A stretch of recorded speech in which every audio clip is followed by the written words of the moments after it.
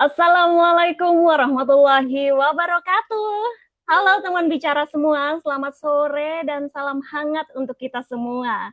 Selamat datang dan selamat bergabung kembali di program Kelas Sinergi, sebuah online sharing session gratis yang diselenggarakan oleh komunitas teman bicara bersama Sinergi Bicara yang menjadi ruang belajar, berbagi dan bertumbuh bersama untuk kita semua. Di sini, teman bicara tidak hanya bisa belajar berbagai topik menarik, tapi juga punya kesempatan untuk mengasah kemampuan komunikasi, bahkan membangun portofolio sebagai host maupun pembicara. Perkenalkan, saya Mary yang akan menjadi host dan menemani teman bicara pada sesi hari ini. Terima kasih banyak untuk teman bicara yang sudah meluangkan waktu untuk hadir. Boleh dong sebelum kita mulai, teman bicara bisa tulis di kolom chat ya. Lagi join dari mana aja. Wah, ini udah mulai masuk ya. Boleh deh nih chat-chat dulu yang join di sini dari daerah mana saja secara online ya. Siapa tahu ada yang dari luar negeri. Aduh, halo Kak Haris dari Bandung. Ada Kak Mariam dari Surabaya. Ada siapa lagi nih? Kak Prima dari Surabaya. Halo Surabaya nih, paling banyak nih tim dari Sinerga Bicara, base-nya di Surabaya ya. Wow. Oke, izin saya mengingatkan kalau boleh teman-teman boleh on cam terlebih dahulu ya, supaya suasana kita di sore hari ini bisa terasa lebih hangat dan interaktif. Dan juga jangan lupa mengisi form daftar hadir yang akan dibagikan oleh teman-teman tim Sinergi di kolom chat ya, supaya nanti akan mendapatkan e-certificate. Jangan lupa juga untuk follow Instagram @sinergibicara dan @komunitas teman bicara supaya nanti tidak ketinggalan info kelas-kelas menarik lainnya. Oke. Oke teman-teman bicara semuanya, hari ini kita akan belajar bersama nih dalam kelas sinergi dengan topik komunikasi asertif dalam keluarga. Topik ini tentunya sangat dekat ya dengan kehidupan kita sehari-hari karena komunikasi dalam keluarga itu seringkali jadi kunci apakah hubungan itu akan terasa hangat atau justru penuh miskomunikasi. Dan untuk membahas topik ini, kita sudah bersama narasumber yang luar biasa. Perkenalkan Kak Putri Rifki yang akrab disapa Kak Kiki. Beliau adalah seorang public speaker, communication enthusiast, MC, moderator yang juga punya latar belakang pendidikan ilmu komunikasi dan tentunya punya pengalaman luas sebagai pembicara di berbagai forum termasuk topik public speaking dan komunikasi mengenai keluarga. Kita sapa terlebih dahulu nih. Halo Kak Kiki, apa kabar hari ini? Halo Kak Mary, terima kasih. Alhamdulillah hari ini bahagia karena bisa ketemu sama teman bicara yang sudah bergabung dari mana-mana ya ternyata ya. Aku kira tadi hanya dari Betul. Surabaya saja base-nya Sinergi Bicara, tapi ternyata ada yang dari Kebumen, bahkan ada yang dari luar pulau, dari Bali. Wah, luar biasa. Terima kasih sekali lagi.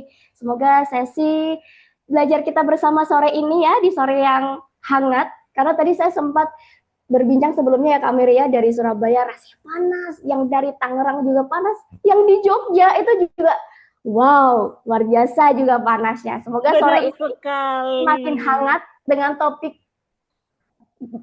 belajar kita bersama hari ini ya. Betul Kak Kiki, terima kasih banyak ya udah berkenan hadir dan berbagi ilmu bersama teman-teman di kelas sinergi hari ini. Seneng banget bisa belajar langsung dari Kak Kiki. Nah, jujur nih Kak, sedikit sharing nih dari saat aku masih tinggal dengan keluarga inti ya, belum berkeluarga, sampai saat ini alhamdulillah udah berkeluarga sendiri, terus juga udah punya anak. Aku tuh ngerasa banget kalau komunikasi itu jadi salah satu tantangan utama nih. Dan ternyata di saat yang sama justru itu juga ternyata kunci utamanya. Kayaknya pasti teman-teman yang hadir di sore hari ini pasti banyak yang relate ya. Nah, biar kita nggak salah langkah dalam berkomunikasi, yuk kita langsung belajar dari ahlinya. Kepada Kak Kiki, kami silakan. Baik, terima kasih Kak Mary, luar biasa. Kita beri plus dulu dong buat host kita sore hari ini, cantik, pintar, sangat membuat sore yang hangat ini semakin segar ya. Semakin segar karena Kak Mary hostnya. Terima kasih Kak Mary. Nah teman-teman, selamat sore. Assalamualaikum warahmatullahi wabarakatuh. Senang sekali pada sore hari ini saya bisa menyapa teman bicara, bisa bertemu dengan orang-orang yang tidak puas dengan dirinya saat ini. Dengan teman-teman yang pengen terus bertumbuh, pengen terus memperbanyak ilmu, pengen terus menjadi versi terbaik dari dirinya. Terima kasih untuk semuanya. Terima kasih. Saya pengen kita upload dulu untuk diri kita, untuk semua yang bergabung pada sore hari ini. Nah, Sabtu sore itu biasanya waktunya untuk kumpul keluarga. Ada yang saat ini sedang mendengarkan, sedang menyimak sesi ini bersama keluarga?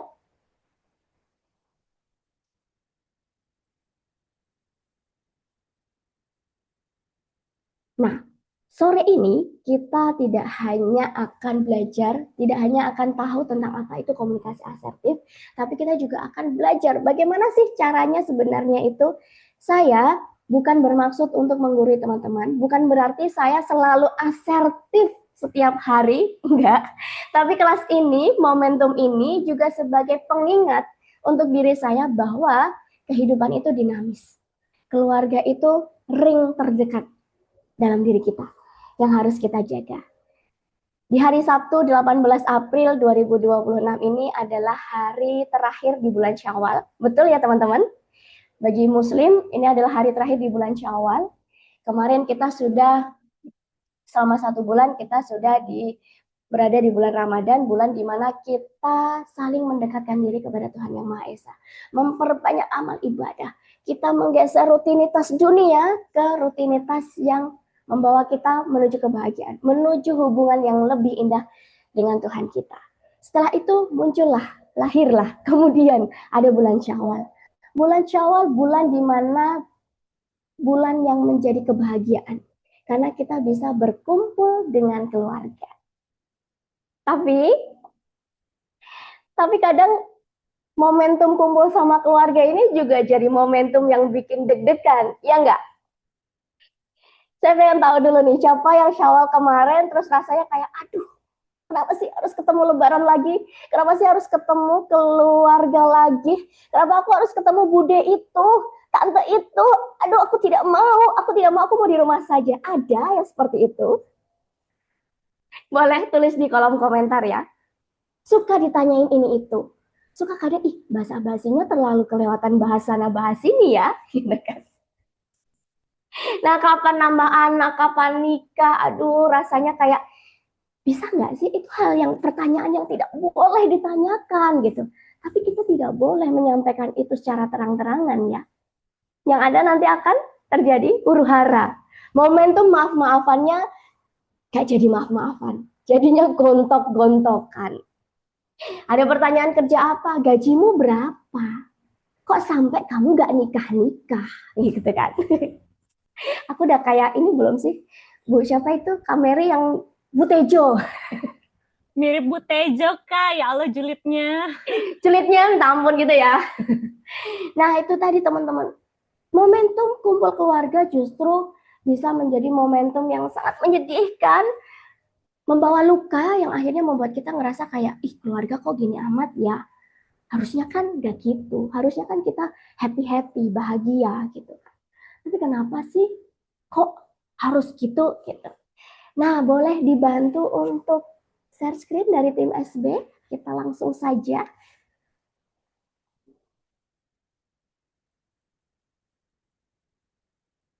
Di bulan Ramadan kemarin ya teman-teman, kita juga ada momentum yang membuat saya juga merasa sedih. Kita tahu, boleh langsung di next slide aja. Kita tahu public figure Vidi Aldiano telah berpulang ke rahmatullah. Beliau sosok yang sangat friendly, mendapat predikat duta persahabatan nasional. Siapa yang nggak tahu Vidi Aldiano? Bahkan di setiap sesi pernikahan, di setiap momentum pernikahan para artis, kalangan artis, ini selalu ada Vidi sebagai groomsman-nya atau bridesmaid-nya gitu kan.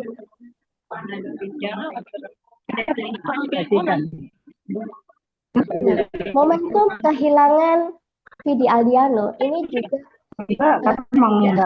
begitu parah yang tetapi juga memberikan kesan yang sangat hangat. banyak testimoni dari sahabat-sahabat Vidi Aldiano yang ketika melayat ke kediaman beliau, itu melihat bagaimana bapaknya Vidi, papahnya Vidi menyapa tamu-tamu. Bagaimana ketegaran ibunya Vidi Aldiano menyapa tamu-tamu. Bagaimana Sila Dara, istrinya, bisa sangat setegar itu. Semua sahabat-sahabat Vidi seolah-olah memberikan kesan yang positif bahwa keluarga Vidi Aldiano ini, kenapa Vidi bisa menjadi sosok yang sangat hangat di kalangan sahabat-sahabatnya. Ternyata keluarganya juga sehangat itu. Ibunya, bapaknya, adik-adiknya, itu ternyata semuanya punya cara yang sama untuk memperlakukan orang lain. Bahkan ada testimoni dari netizen-netizen juga yang pernah disapa sama Vidi, yang pernah dibantu sama Vidi. Itu juga memberikan kesan yang sama. Lalu pertanyaannya, apa sih yang sebenarnya membuat keluarga itu terasa hangat? Menurut teman bicara yang hadir pada sore hari ini, apa kira-kira? Ada yang berkenan untuk open mic, boleh?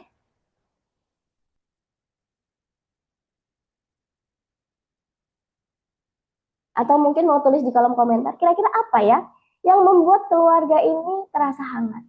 Komunikasi, keterbukaan, rasa diterima, rasa dimengerti, rasa dipahami, peran ayah ya.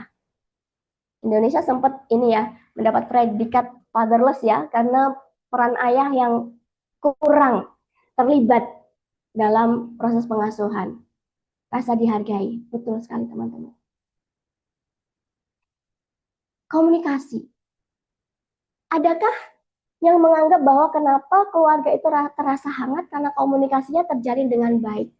Komunikasi terjalin dengan baik karena ya kan mereka orang kaya, Mbak. Mereka kan nggak mikirin besok mau makan apa gitu. Jadi kehidupannya tenang, emosinya bisa stabil gitu. Kira-kira begitu nggak teman-teman?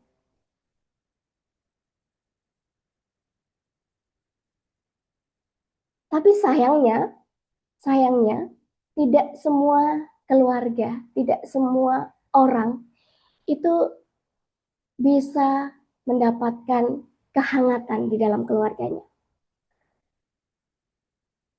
Boleh di next slide? Termasuk saya. Langsung curhat ya. Ini lagi pembukaan langsung curhat. Termasuk saya. Saya lahir dari keluarga yang dengan latar belakang ekonomi menengah ke bawah. Biasa-biasa saja. Bapak saya seorang guru, ibu saya seorang pegawai. Kehidupan kami serba pas butuh, pas ada. Serba cukup ya sudah secukup itu saja gitu kan. Jadi perjalanan kehidupan kami itu banyak dinamikanya, banyak ceritanya. Saat itu saya kuliah di jurusan ilmu komunikasi. Kuliah yang awalnya saya tidak tahu apa sih komunikasi itu, kenapa sih harus belajar komunikasi gitu kan. Karena orang tua saya, bapak dan ibu saya itu pengennya kalau saya itu jadi guru, meneruskan jejak beliau menjadi guru. Tapi saya tidak mau. Apa itu mengajar? Saya tidak mau bertemu dengan anak-anak. Saya tidak mau merasa saya harus ditakuti oleh orang lain gitu kan. Saya nggak mau jadi guru. Kemudian kakak saya bilang, udah kamu ini aja, sekolah reporter, biar kamu nanti bisa kerja sambil jalan-jalan. Sungguh alasan yang sangat tidak logis ya teman-teman ya. Sekolah reporter biar jalan-jalan, nggak tahu aja kalau reporter tuh nggak gampang. Itu akhirnya saya memutuskan untuk sekolah mengambil jurusan ilmu komunikasi. Walaupun sepanjang perjalanan saya belajar, itu saya masih menerka-nerka mau jadi apa saya belajar komunikasi. Desember 2016 saya lulus resmi menjadi sarjana ilmu komunikasi. Seperti pada umumnya fresh graduate, saya melamar kerja ke sana-sini. Saya merasa saya tidak mau ada di rumah terus-terusan. Saya lelah berada di rumah ini gitu kan. Saya pengen merantau yang jauh, Akhirnya saya mencoba untuk melamar. Saat itu ada salah satu stasiun televisi di Jakarta yang menjadi idola, Net TV. Sekarang sudah berganti nama ya. Saat itu saya coba apply di Net TV dan lolos seleksi administrasi sehingga saya harus ke Jakarta untuk melakukan seleksi tertulis. Selama saya di Jakarta, saya menambah, nggak hanya untuk seleksi di Net TV saja. Saya belajar, saya masukin lamaran CV ke berbagai media yang lainnya. Di perjalanan, ternyata Jakarta itu cukup melelahkan bagi warga Jogja yang sangat santuy ini. Saya keliling dari kantor televisi satu ke kantor radio satunya itu menggunakan transportasi busway yang saya kira kalau di Jogja kan ada Trans Jogja juga ya. Itu kan ya enak lah, kita mau ke halte satu dengan yang lainnya tuh dekat. Nah kalau di Jakarta, teman-teman yang dari Jakarta ada ya ini ya, nanti boleh tulis di kolom komentar ya, di kolom chat ya. Jakarta itu kalau mau ganti halte itu harus nyebrang dulu. Dan itu jalannya nggak cukup dengan beberapa langkah saja. Itu ngos-ngosan sekali.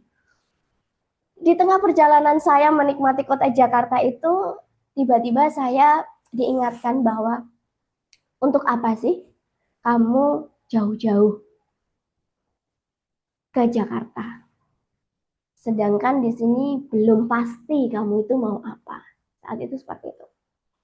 Kemudian masuk bayangan adik saya punya adik berkebutuhan khusus. Wajah dia yang selalu muncul dalam pikiran saya, terngiang-ngiang di pikiran saya. Akhirnya saya memutuskan untuk pulang dan oke, kalau saya di Jakarta, saya tidak bisa menemani adik saya. Sedangkan selama ini adik saya membutuhkan kehadiran saya. Karena orang tua saya yang sibuk bekerja, ketika beliau pulang dengan posisi capek, adik saya yang dengan berkebutuhan khusus itu butuh kasih sayang, tapi karena orang tua saya capek, akhirnya yang keluar, yang diberikan kepada adik saya bukan kasih sayangnya, tetapi rasa capeknya. Saya sejenak berpikir seperti itu. Akhirnya saya memutuskan untuk pulang. Di tahun yang sama, 2017, perjalanan saya mencari pekerjaan di tahun 2017, saya dihadapi kenyataan nenek saya sakit. Dari 2017 sampai dengan 2023, akhirnya saya menjadi perawat di rumah. Saya lulusan ilmu komunikasi nih. Pengennya ijazah saya tuh basah di media. Tapi kok ini ternyata basahnya di rumah. Bahkan bukan dari jurusan komunikasi, tiba-tiba saya harus switch jadi perawat, merawat nenek saya. Gak berhenti di situ, ternyata gak cuma nenek saya, ada tante saya, ada adik sepupu saya, ada orang tua saya sendiri yang bapak saya itu punya penyintas jantung, ibu saya diabetes. Jadi keluarga saya itu ya kalau mau ngomong kasar ya, keluarga saya itu keluarga yang diberikan banyak kenikmatan untuk bisa survei rumah sakit satu, mengunjungi rumah sakit satu dan rumah sakit satu lainnya. Bisa membandingkan antara rumah sakit swasta dengan punya pemerintah. Bisa membandingkan antara membayar mandiri dengan menggunakan asuransi dari pemerintah, gitu kan. Perjalanan itu ternyata cukup melelahkan bagi saya. Saya semakin bisa mengenali keluarga saya. Saya jadi tahu, ternyata dalam keluarga itu dinamikanya banyak sekali. Konfliknya, masalahnya itu banyak sekali. Yang dulu saya taunya bahwa masalah besar itu kayaknya masalah pembagian warisan aja deh ya kan? Masalah yang bagi-bagi tanah gitu kan, akhirnya bagian yang nggak sama rata akhirnya jadi konflik. Ada kasus yang sampai bunuh-bunuhan. Saya kira masalahnya tuh sebesar itu gitu. Ternyata tidak, teman-teman. Ternyata masalahnya itu cukup sederhana, sebetulnya cukup sederhana. Saat itu satu cerita yang belum pernah saya bagikan dimanapun. Saya khusus bagi ke teman bicara sore ini. Satu permasalahan keluarga saya yang cukup membuat gontok-gontokan, tapi nggak sampai mengeluarkan golok ya, cukup bikin gontok-gontokan, itu adalah permasalahan ketika nenek saya sakit. Semua anaknya ingin memberikan perhatian yang lebih untuk nenek saya. Nenek saya anaknya 5, yang 2 merantau, yang 3 menemani di Jogja. Saat itu semuanya ingin memberikan yang terbaik. Semua sudah merasa memberikan yang terbaik. Sampai akhirnya ada di satu titik di mana si A merasa kalau sudah sering transfer uang untuk kebutuhan Simbah. Si B merasa bahwa ya aku nggak perlu ngasih uang cash ke Simbah karena selama ini Simbah ada di rumahku, semua kebutuhan Simbah, makannya, tisu, tisu basah, tisu kering, segala perintilan-perintilan kecil itu ditanggung oleh si B karena ada di rumah itu. Dia merasa bahwa oke, aku sudah cukup untuk mengeluarkan itu gitu. Tapi ada juga yang merasa kayak, kok aku nggak pernah ya ngelihat dia kirim ngasih uang ke Simbah. Kok aku nggak pernah ya dengar Simbah tuh ngomong kalau si C nih ngasih uang loh, nggak pernah dengar kayak gitu. Ternyata itu jadi konflik yang apa teman-teman? Yang tertahan dan akhirnya meledak. Meledak sampai semuanya nggak mau transfer lagi. Aku bingung nih sebagai yang menemani Simbah ya. Aduh bingung nih mau beli diaper. Dari mana duit? Gak ada duit gitu kan. Akhirnya saya memberanikan diri untuk bicara dengan ayah saya. Karena saat itu saya sebagai perwakilan dari ayah saya. Ayah saya anak pertama, saya perwakilan dari ayah saya karena ayah saya terus terang tidak bisa ikut merawat Simbah secara fisik karena beliau ada sakit jantung itu tadi. Jadi buat ngangkat dikit aja ayah itu sebetulnya sudah ngos-ngosan gitu kan. Jadi saya sebagai perwakilan dari ayah saya mengajak bicara ayah saya. Ayah, aku ngerasa kok di keluarga kita itu ada yang perlu dibenahi ya, begitu. Gak apa, bapakku gitu kan, gak apa itu. Kita itu, alhamdulillah kita itu di kampung itu dikenal sama orang-orang keluarganya terlihat rukun, terlihat baik-baik saja. Ayah juga suka ngisi ceramah di mana-mana, bahkan om tante itu juga kalangan guru. Orang melihat bahwa kita ini keluarga yang bisa dicontoh. Tapi aku ngerasa kok kayaknya sebetulnya kita itu sangat kurang untuk bisa ngobrol. Aku bilang gitu saat itu sama ayahku. Kita sering ngumpul di tempat Simbah, kita sering ngobrol ini itu, tapi kita jarang ngomongin sesuatu yang itu sangat dekat dengan kita. Kita sering membahas tentang negara, gitu kan. Kita sering membahas tentang yang lain, tapi kita lupa untuk membahas tentang hal-hal yang penting di keluarga kita. Saat itu ayah saya cuma terdiam. Terus saya langsung ngomong gini, ya, jadi gini loh ceritanya. Saya ceritain bla bla bla bla bla bla. Kayaknya kita perlu deh buat duduk bareng, buat ngomongin ini, kita cari solusi bersama. Karena terus terang aja, kalau aku yang ngomong langsung, rasanya kok kurang pantas. Aku bilang gitu kan ke ayahku. Maksudnya aku nggak pantas buat aku yang ngomong. Karena aku ini ya jatuhnya kan cucu ya, cucunya Sibah, bukan warga ini. Teman-teman mohon maaf, saya batuk sebentar ya.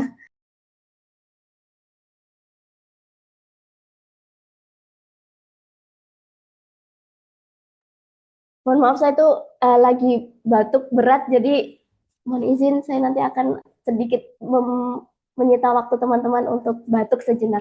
Nah kita lanjutkan. Tadi sampai di, saya bilang sama ayah saya, ada sesuatu hal yang harus kita benahi dari gaya komunikasi, dari cara kita berkomunikasi. Masalah tentang pembagian dana iuran untuk merawat Simbah. Saat itu ayah saya nggak mau, enggak, jangan aku yang ngomong. Ayah saya ini tipikal kalau sama keluarganya, sama adik-adiknya tuh dia tipikal yang pasif. Ya jangan aku lah, jangan aku. Aku nggak enak, mesti nanti akan jadi keributan, mesti nanti akan dan sebagainya. Sedangkan beliau kalau sama anaknya ini jadi tipikal yang agresif, ya kan. Jiwa bapak-bapaknya keluar gitu. Nah, itu akhirnya saya belajar, aduh gimana ini caranya supaya pesan ini bisa tersampaikan ke semua, semua bisa merasa nyaman, semua bisa merasa menerima, merasakan bahwa Simba butuh untuk kasih sayang kita bersama. Gimana ya caranya? Gitu kan. Lalu saya belajar lagi tentang komunikasi. Boleh di next slide? Jadi komunikasi. Komunikasi itu apa sih sebetulnya?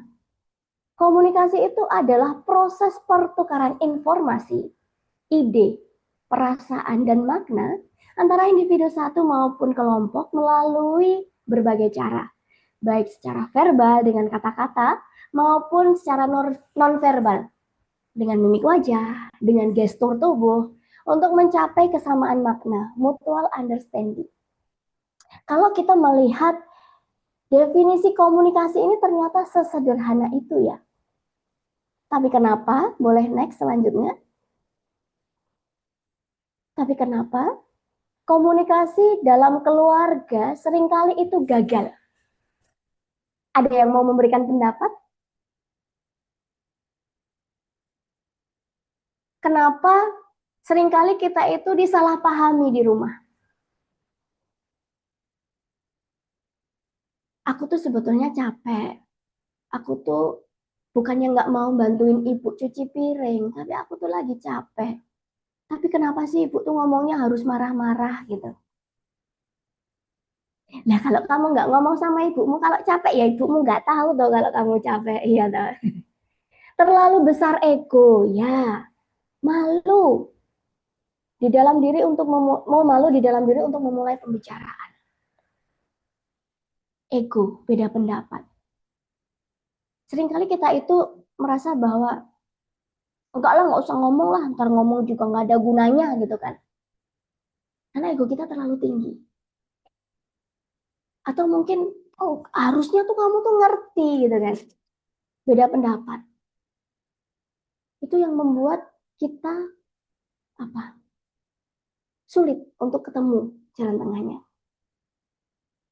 Penerapan prinsip orang zaman dulu, beda zaman ya. Zamannya baby boomers, milenial itu. Ada yang merasa paling benar dan idealis. Dan yang paling utama adalah teman-teman adalah tentang bagaimana cara kita mengungkapkannya. Mungkin kita ngerasa capek di rumah. Kita habis sekolah, kita habis kuliah, kita habis kerja, kita capek. Sampai rumah, ibu kita minta tolong untuk, Mbak, tolong tuh kok kayak uyah neng warung kono kae, tolong belikan garam dong ke sana. Aku kira kayak mulai, Bu, nyala kepo kok gue turung kok wis dikoning warung gitu ya. Terus bilang kosek toh Bu, ntar dulu toh Bu. Ngerti orangnya aku lagi pulang. Ngerti, nggak tahu nggak sih kalau aku tuh baru pulang gitu. Oh ibunya marah dong ya. Kayak dikongkon kok malah wangsulan gitu. Akhirnya rak sih do ketemu rak sih do tuku uyah masakannya tadi hambar karena nggak jadi beli uyah. Kenapa? Karena gaya penyampaian kita. Coba kalau kita ubah, Mbak, ibu tuh baru masak garamnya habis. Boleh minta tolong untuk dibelikan garam? Soalnya ibu kalau mau matikan kompor itu kok nanti malah lodrok masakan nih. Anaknya ngomong, anaknya bicara. Ibu tapi aku tuh capek banget Kalau kompornya dimatiin dulu aja gimana tuh Bu? Lah ora iso iki wis kadung nyemplung enak. Piye ya? Gimana ya baiknya? Ini sudah terlanjur, ibu sudah terlanjur masak. Atau kamu yang ngaduk-aduk deh, ibu yang ke warung. Itu kan beda ya, teman-teman ya. Didengar juga beda. Nah, boleh next. Sekarang kita akan sama-sama kenalan nih sama gaya komunikasi. Ternyata gaya komunikasi itu ada 4 pembagiannya, teman-teman. Ada pasif, pasif-agresif, agresif, dan juga asertif. Apa itu gaya komunikasi pasif? Boleh di next selanjutnya. Gaya komunikasi pasif itu adalah gaya komunikasi di mana seseorang cenderung mengalah. Boleh next slide? Seseorang cenderung diam, Contohnya kayak bapak saya tadi ya, ketika ada masalah, ketika saya sudah menyatakan masalahnya, menyampaikan masalahnya, tapi beliau memilih untuk, aduh, kamu aja dong yang bilang, aku nggak berani. Tidak berani untuk menyampaikan pendapat. Itu adalah orang-orang yang pasif. Contoh, misalkan komunikasi di rumah. Bu, hari ini masak ya? Ya, gitu kan. Singkat, padat, dan jelas. Ya.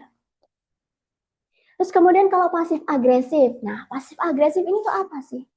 Pasif agresif itu adalah gaya komunikasi yang tidak mengungkapkan perasaannya secara langsung.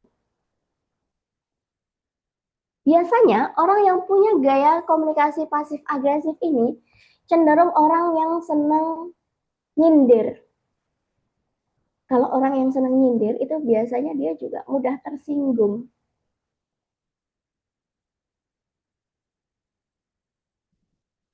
Contoh tadi, baru pulang dari sekolah gitu ya, naruh tas gitu. Pulangnya telat nih, harusnya pulang sekolah jam 4, dia pulangnya jam 6 sore. Ibunya ngomong, oh alanda wis mulai tak kowe, udah pulang toh kamu. Iya, masih inget jalan rumah?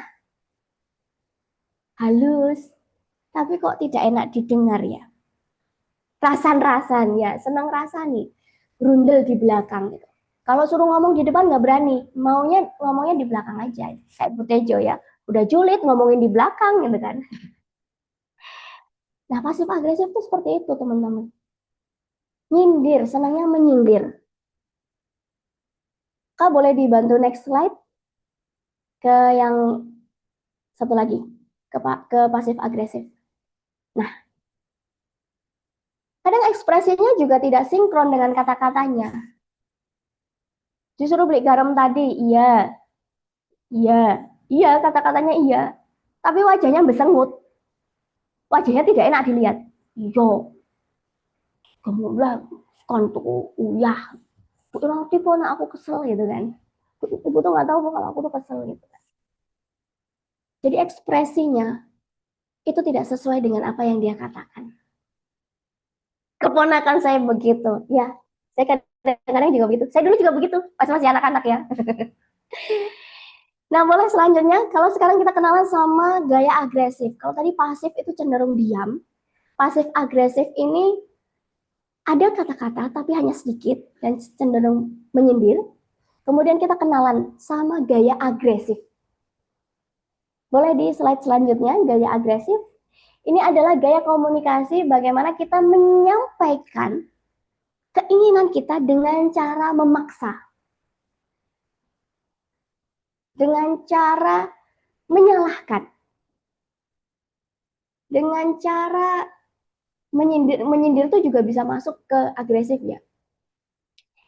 Dengan cara yang tidak enak untuk didengar. Biasanya orang-orang yang agresif itu adalah orang-orang yang nada bicaranya tinggi. Menyakitkan kata-katanya. Contoh ketika ada seorang anak yang ingin memberikan pendapatnya kepada orang tua ya. Bapak, menurut aku keluarga kita itu ada yang perlu dibenahi. Kayaknya kok kita kalau misalkan punya keinginan, punya sesuatu kok kita jarang ya untuk berunding. Kalau misalkan besok-besok kita berunding dulu gimana supaya kita bisa bagi tugas dengan aman dan nyaman gitu. Nah, terus bapaknya nganggap agresif ini. Kamu tuh masih kecil tahu apa? Gitu. Itu agresif. Anak yang tadinya punya kepercayaan diri untuk mengungkapkan pendapat, tiba-tiba jadi nyilut. Nyalinya jadi hilang. Oh iya ya, aku kan masih kecil. Pendapatku tidak berharga gitu kan. Tidak mau mendengarkan pendapat orang lain. Tidak mempertimbangkan perasaan orang lain. Orang-orang yang dengan gaya komunikasi agresif, ini biasanya cenderung orang-orang yang fokusnya pada dirinya sendiri. egonya sangat tinggi. Gak peduli kamu, gak peduli kamu merasakan apa. Yang penting apa yang aku rasakan kamu harus tahu. Apa yang aku alami kamu harus ikut rasakan. Orang-orang agresif tipikalnya yang seperti itu. Memaksakan kehendak. Ya wis lah saiki sesuk le bodo ngopor wae gitu. Oh, tapi nek opor ki wis bosen Ibu. Ora paman kudu opor. Budayane ngendi lebaran kira ono opor gitu kan. Memaksa gitu. Nah, lalu bagaimana kita harus berkomunikasi? Kalau tadi pasif cenderung diam, pasif agresif diam tapi juga menekan gitu. Ada emosi yang tersembunyi di hati orang-orang pasif agresif ini. Tapi kalau mau agresif, itu juga sangat melukai. Yang sebetulnya tidak hanya melukai orang lain, tapi juga melukai diri kita sendiri. Gitu. Lalu yang terakhir muncullah komunikasi asertif. Boleh di next slide ke komunikasi asertif? Langsung ke asertif ya, boleh. Nah, orang-orang yang dengan gaya komunikasi asertif, ini biasanya punya kepercayaan diri untuk menyampaikan perasaannya dan juga kebutuhannya. Mereka punya nada bicara yang stabil dan tenang. Memainkan intonasi sesuai dengan porsinya. Menghargai perasaan dan sudut pandang orang lain. Dan orang-orang asertif ini fokusnya pada solusi, bukan kepada konflik yang terjadi. Bukan sibuk mencari siapa yang salah, tetapi sibuk mencari bagaimana jalan tengahnya. Lalu apakah orang-orang asertif ini juga bisa dikatakan orang-orang yang cenderung mengutamakan orang lain? Tidak juga. Tidak juga. Boleh di next selanjutnya, slide selanjutnya. Nah, lalu gimana sih caranya supaya kita itu bisa asertif? Tanpa harus membuat diri kita itu selalu menguntungkan orang lain, tetapi kita juga menghormati diri kita. Saya punya formula namanya Rich People, bahwa tujuan kita berkomunikasi adalah untuk menjangkau orang.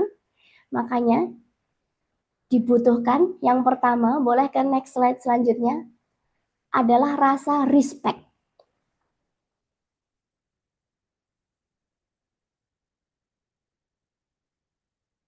Boleh dibantu ke next slide, Kak? Respect. Perasaan positif atau penghormatan kepada lawan bicara. Menghargai orang yang kita ajak bicara. Itu bukan berarti kita tidak menghargai diri kita sendiri. Bagaimana caranya kita bisa respect kepada orang lain, tetapi juga respect kepada diri kita sendiri, adalah dengan cara menggunakan statement dengan sudut pandang kita. Caranya adalah dengan mengungkapkan perasaan itu dari sisi kita. Aku merasa akhir-akhir ini kok kita jarang ngobrol ya. Aku merasa kamu sibuk bermain dengan gawaimu. Waktu kemarin aku cerita kalau aku sedang tidak enak badan, kamu tidak mendengarkan aku. Tapi malah sibuk dengan gawaimu. Bentar teman-teman, saya pengen batuk lagi.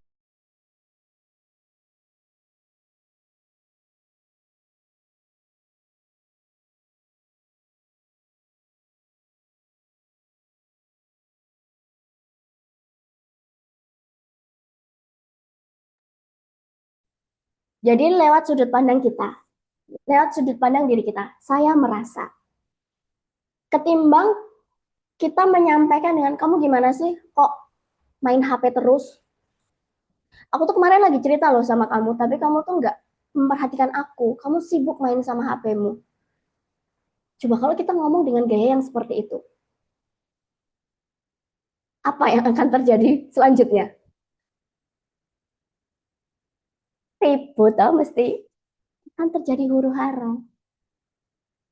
Jadi kita bisa menggunakan bahasa atau sudut pandang dari diri kita. Aku merasa ketika dan aku berharap saat aku bercerita, saat aku berbicara, kamu meletakkan ponselmu, meletakkan gawaimu, dan mendengarkan aku. Gitu. Jadi itu menaruh respect untuk diri kita dan juga untuk orang yang kita ajak bicara. Selanjutnya, boleh di slide selanjutnya. Empati.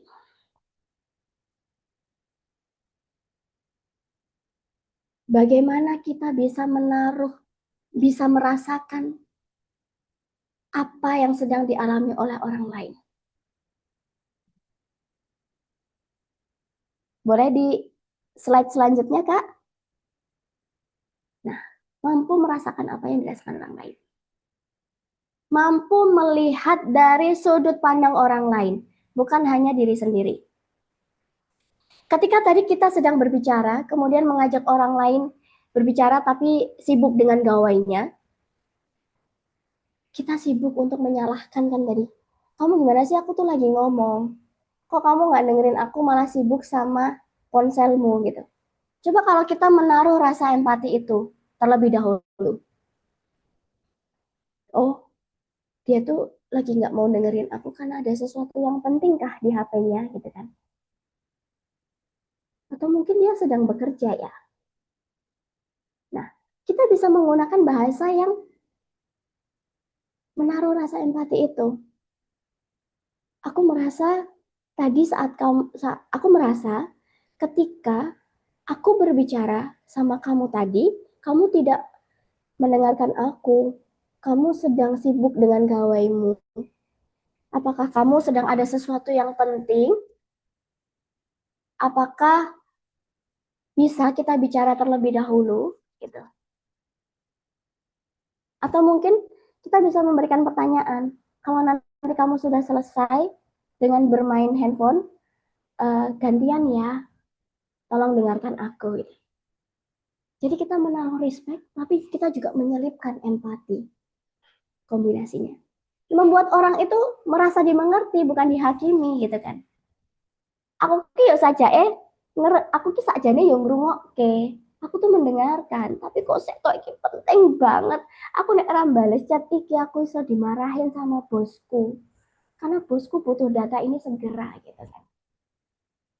Jadi lawan bicara kita merasa dimengerti.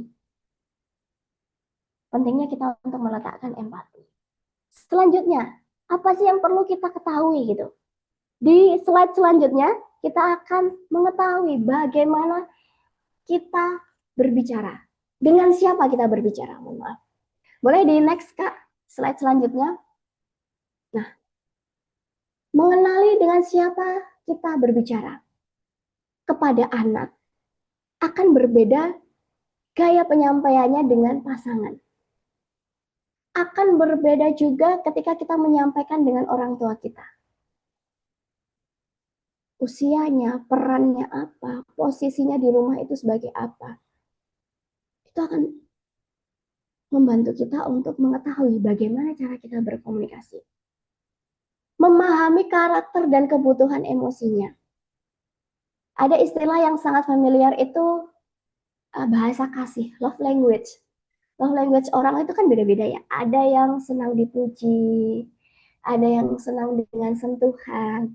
Nah, ada di momen-momen tertentu kalau kita pengen menyampaikan perasaan, kita juga harus tahu nih, kondisi orang yang kita ajak bicara itu sedang dalam situasi yang seperti apa. Kalau kita sudah tahu siapa yang kita ajak bicara, bagaimana karakternya, kita akan bisa menyesuaikan nada bicara yang kita gunakan. Pilihan kata dan timing yang tepat.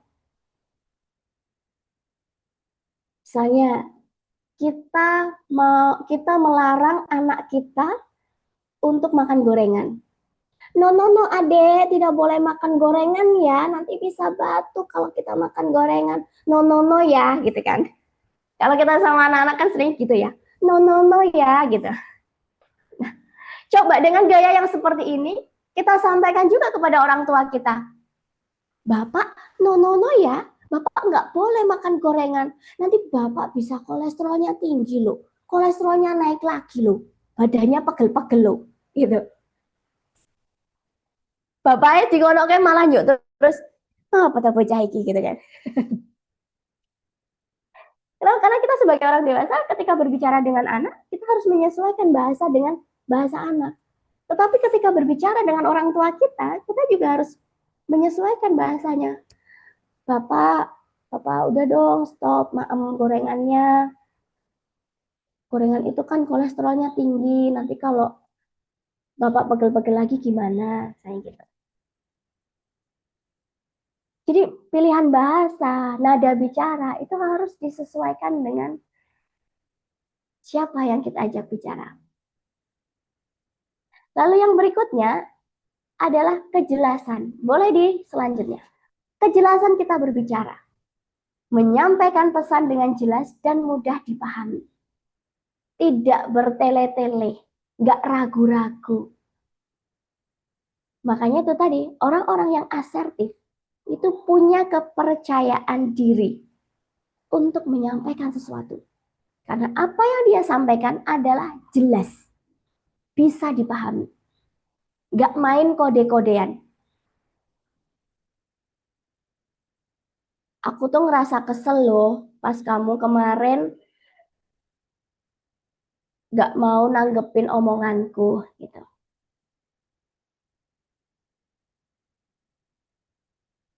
Jadi emosinya tersampaikan dengan jelas. Nggak yang terus kita diem aja gitu kan. Terus nggak juga yang muter-muter gitu. Ngomongnya ke sana sini dulu. Aku tuh gimana ya? Rasanya tuh kok nggak enak banget hati aku tuh. Rasanya tuh kayak ada sesuatu yang hilang di dalam diri aku gitu. Orang yang diajak ngomong kan belum tentu dalam kondisi yang siap untuk diajak bicara ya. Jadi apa ya maksudnya kok tekanan tinggi gitu kan. Jadi jelas apa yang disampaikan tentang perasaannya, tentang kebutuhannya. Aku sedih saat kamu tidak mendengarkan aku. Boleh nggak besok kalau aku ngomong, aku luangkan waktu sejenak untuk mendengarkan aku berbicara. Dan selanjutnya adalah humble. Di slide berikutnya, kita harus punya rasa yang tenang. Boleh di next slide, Kak? Kita boleh merasa, harus malah ya, bukan boleh. Kita harus punya jiwa yang tenang. Bersikap tenang. Tidak reaktif dengan segala sesuatu yang tiba-tiba terjadi. Kita harus punya sikap rendah hati. Rendah hati di sini bukan berarti kita itu harus merendahkan diri ya teman-teman. Bukan berarti kita harus menahan diri. Tapi rendah hati adalah sikap bagaimana kita bisa balik lagi, respect, menghormati orang lain. Orang-orang yang punya jiwa yang tenang dan rendah hati, biasanya mereka adalah orang-orang yang mau mendengarkan dengan seksama. Mau punya keinginan untuk mendengarkan. Nah, mendengarkan itu sama halnya dengan kita belajar. Yang sering terjadi, mendengarkan itu bukan untuk memahami apa yang disampaikan, tapi untuk membalas, merespon, menjawab. Jadi kita butuh untuk active listening. Lalu gimana sih caranya menjadi pendengar yang aktif itu? Antusias menyimak dan mendengar. Benar-benar mengosongkan pikiran kita, diganti dengan fokus untuk mendengarkan apa yang disampaikan. Tatap matanya. Jadi orang yang bercerita, orang yang berbicara itu merasa benar-benar didengar. Dan kalau tadi kita fokusnya pada pesan yang disampaikan, sekarang kita akan beralih. Ingat bahwa yang kita ajak bicara adalah manusia. Tadi formula membuat pesannya sudah ada nih. Ada reach ya, reach. Respect, empathy, audience, clarity, humble. Dalam membuat pesan kita harus pahami dulu pola-pola ini tadi. Boleh di slide selanjutnya, Kak. Tapi kita juga harus menyadari bahwa yang kita ajak bicara itu adalah manusia. Bukan patung. Yang kita ajak bicara adalah manusia, bukan patung. Jadi butuh body language, butuh bahasa nonverbal sebagai pendukung kita untuk berbicara. Jadi kita butuh postur dan gesture. Bagaimana sikap kita saat berbicara? Bagaimana gerakan-gerakan tubuh kita saat berbicara? Misalkan, postur tubuh menyilangkan tangan. Pas lagi ada yang ngomong, kitanya begini. Atau pas kita ngomong, kitanya begini. Kira-kira yang diajak ngomong akan merasa gimana, teman-teman?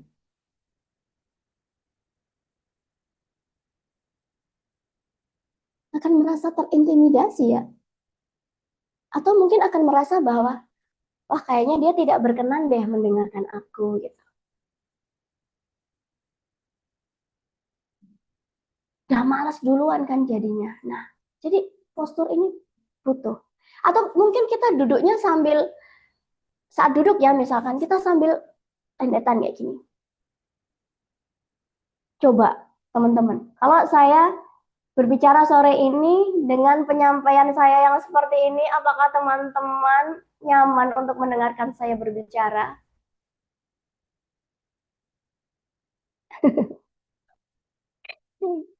Bubar. Nah, alhamdulillah saya bisa ngeluk boyok dikit ya tadi dengan alasan ngasih contoh. Nah, gitu kan teman-teman. Nah, jadi ngantuk, nggak bersemangat gitu. Jadi apa yang mau disampaikan akhirnya nggak nyampe. Pesan itu tidak sampai kepada orang yang menerima itu gitu. Jadi posisi tubuh kita itu bagaimana kita berdiri, bagaimana kita duduk, bagaimana sikap tangan kita, apakah menyilang, apakah terbuka, ataukah apa ini namanya ngapurancang, itu bisa menentukan bagaimana reaksi dari orang yang kita ajak bicara. Lalu yang selanjutnya, eye contact. Tatap mata lawan bicara. Menatap mata orang yang kita ajak bicara itu memberikan kesan bahwa kita sangat peduli dengan dia. Begitupun saat kita menjadi pendengar. Menatap mata orang yang kita ajak bicara itu juga memberikan dukungan secara tidak langsung. Jadi tatap mata ini sangat penting, teman-teman. Coba kalau misalkan kita ngomong sambil, ya teman-teman, hari ini kita akan belajar tentang komunikasi ya. Komunikasi itu sajane ya udah setiap hari kita lakukan. Tapi kenapa kok ya sulit sekali? Gak natap mata orang yang kita ajak bicara. Oh ternyata yang kita ajak bicara tuh pergi kabur gitu kan. Ya nggak tahu gitu. Dan orang yang kita ajak ngomong juga ngerasa kayak, kisah jane dia itu ngomong sama siapa toh? Kayak dia kayak ngajak omong aku, tapi kok dia tidak menatapku gitu. Tapi kadang natap mata itu juga bikin grogi ya. Kalau kita belajar public speaking itu kan natap mata audiens gitu. Tapi kalau di panggung yang besar disuruh natap satu-satu capek juga gitu. Apalagi ketemu sama audiens yang kelihatannya nggak antusias sama apa yang kita sampaikan. Langsung moodnya turun gitu. Langsung kepercayaan diri itu drop. Kan? Nah, tatap mata ini juga nggak harus kita menatap terus mata orang yang kita ajak bicara atau menatap terus orang yang kita ajak bicara. Sesekali kita tatap tidak apa-apa. Yang penting kita taruh perhatian di situ. Kita taruh perhatian kepada orang yang kita ajak bicara.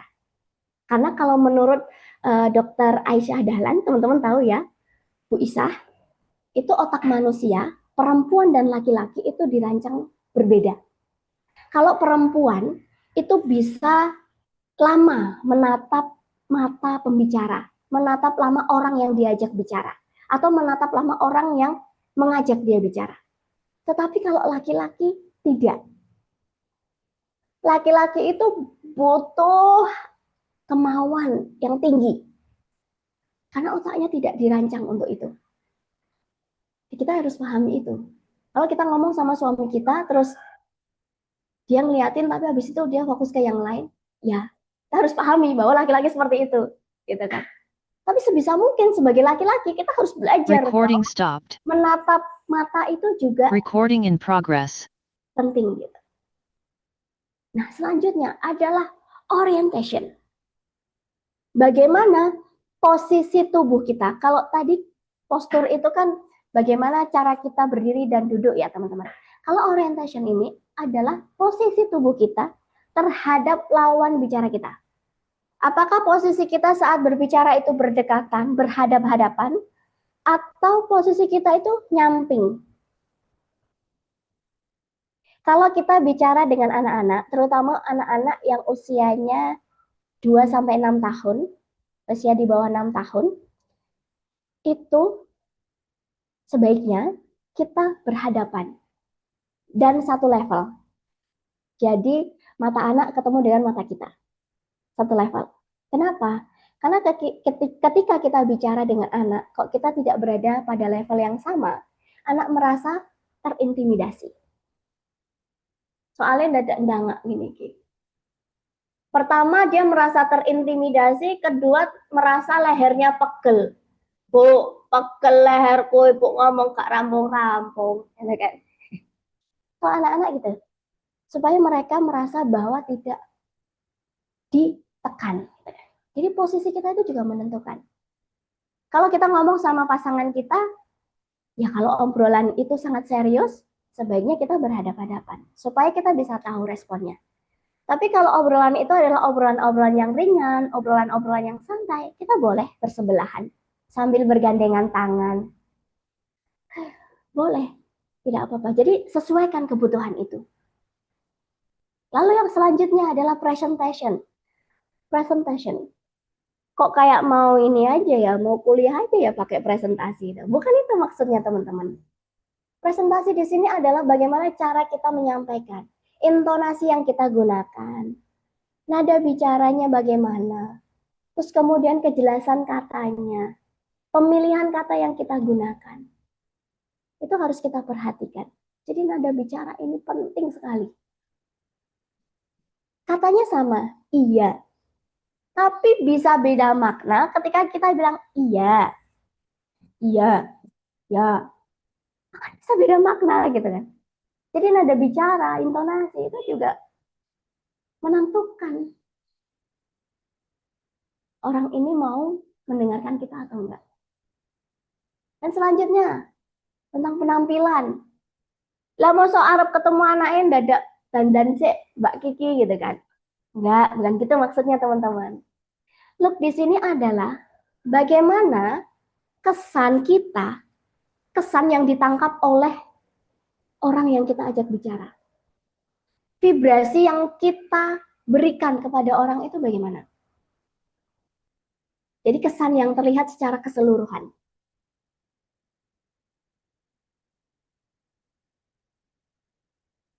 Vibes yang ditampilkan itu seperti apa? itu juga membantu kita untuk menyampaikan pesan itu tadi.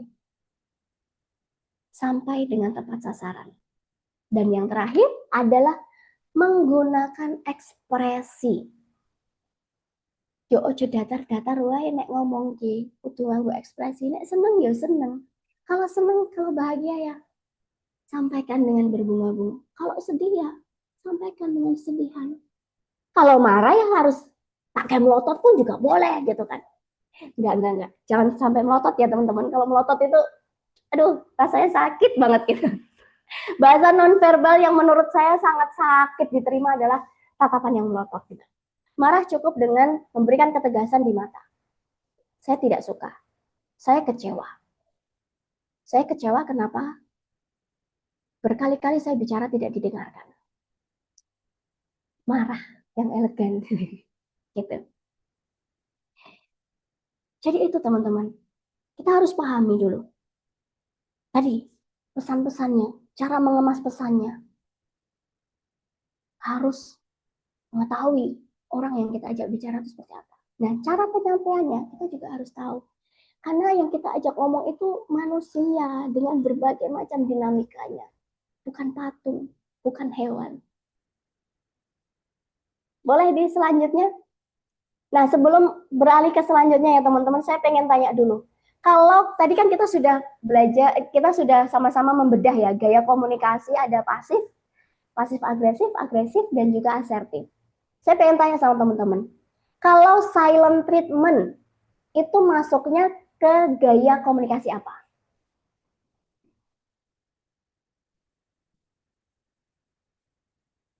Ada yang berkenan menjawab? Pasif. Silent treatment. Pasif. Wah, rata-rata pada pasif ya. Ada yang punya pendapat lain? Ini sering banget ya terjadi di antara kita. Terutama para perempuan-perempuan ini nih, ibu-ibu, calon ibu. Silent treatment. Tiba-tiba diam aja. Ditanyain kamu kenapa? Gak apa-apa. Mending kalau jawab gak apa-apa. Kadang diem aja. Kamu kenapa?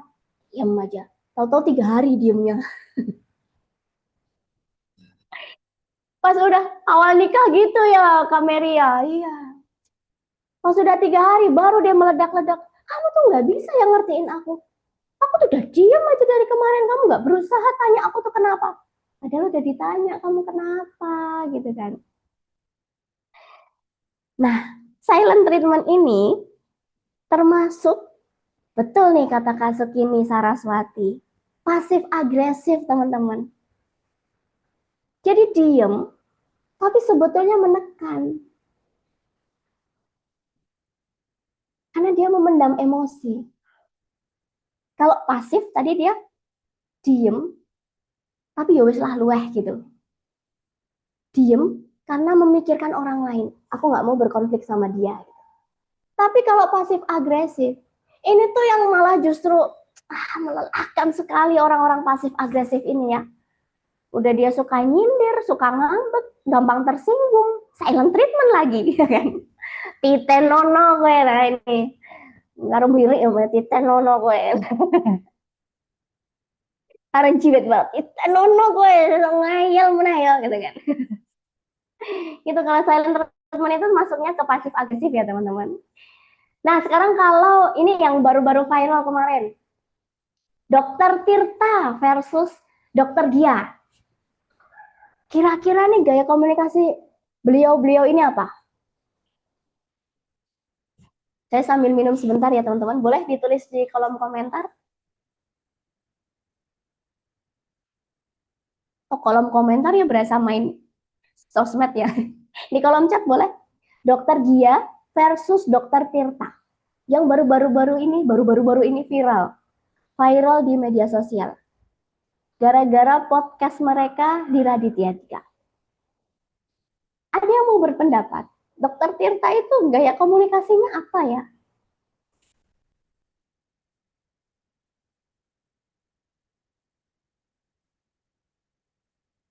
Kalau Dokter Gia ya, kita tahu lah ya, soft spoken, sangat enak didengar. Gitu. tetapi juga memberikan kejelasan, memberikan alasan. Kalau dokter Gia sangat terlihat, dokter Gia ini sudah asertif gitu. Tapi kalau dokter Tirta, kadang asertif, kadang agresif. Betul, dokter Tirta itu bisa jadi agresif ketika dia berhadapan dengan orang-orang yang tidak satu tongkrongan dengan dia. Tapi kalau kita ketemu sama, kalau dokter Tirta itu ngomongnya di tongkrongannya, wah, ora apa-apa, bukan agresif itu. Ya Jen, aku butuh yang ngono, butuh orang yang dengan kejelasan gitu. Tapi tidak semua orang bisa menerima itu. Kemudian, gitu kan. Jadi kalau dokter Tirta, kalau kita melihat secara general, itu lebih arahnya ke agresif. Kita nono, gitu kan. Apa kata-kata yang kasar. Mood, ya gitu. Rasa no, kandenane ngayal, gitu kan. Bahasa-bahasa yang sangat kasar terdengar, sangat kasar terdengar gitu kan. Mana dia seringnya kalau ngomong kan juga sambil melotot ya teman-teman, dengan gertakan tubuh yang sangat mantap dan bersemangat. Nah, saat komunikasi dengan gaya-gaya yang begitu sudah terlanjur terjadi, akhirnya terjadilah konflik.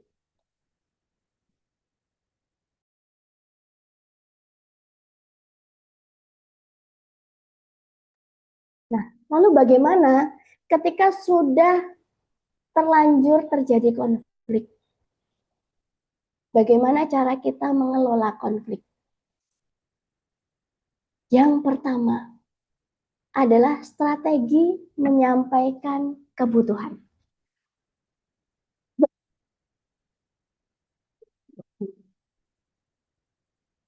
Bentar teman-teman ya, ini kok tenggorokan saya gatal.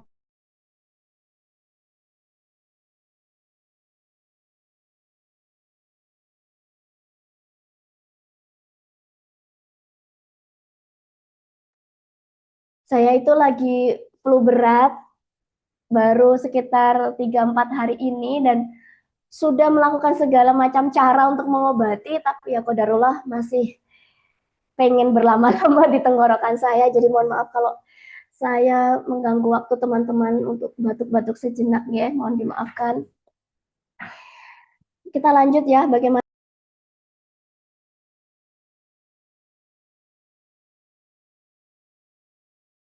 Kak Kiki masih termute, boleh di-unmute dulu. maaf. Oke, Monggo dilanjutkan. terima kasih Kak Mary sudah mengingatkan. Ya, jadi bagaimana strateginya kita menyampaikan kebutuhan supaya tidak terjadi konflik? Kembali lagi pada strategi iMessage. Kita bisa sampaikan dengan cara aku, sudut pandang aku. Aku merasa ketika dan aku butuh untuk kehadiranmu, misalnya kayak gitu. Terus lalu bagaimana ketika kita mau bilang enggak, tapi sulit untuk mengatakannya? Boleh di next slide selanjutnya, Kak?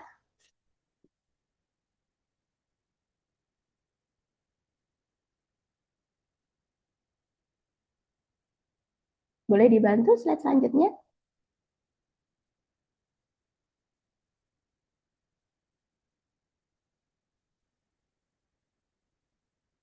Nah, tadi ya, menyampaikan kebutuhan itu menggunakan metode iMessage. Jadi menyampaikan kebutuhan itu tidak menyerang, bukan kamu tuh loh, tapi aku ngerasa kamu kok gitu kan. Jadi lebih ke mengungkapkan kebutuhan diri. Selanjutnya di slide berikutnya, bagaimana strategi kita untuk mengatakan tidak.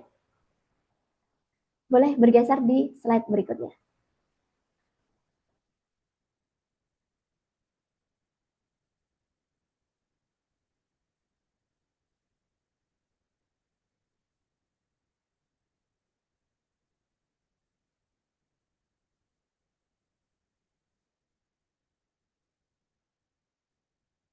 Nah, bagaimana strategi kita untuk bilang tidak?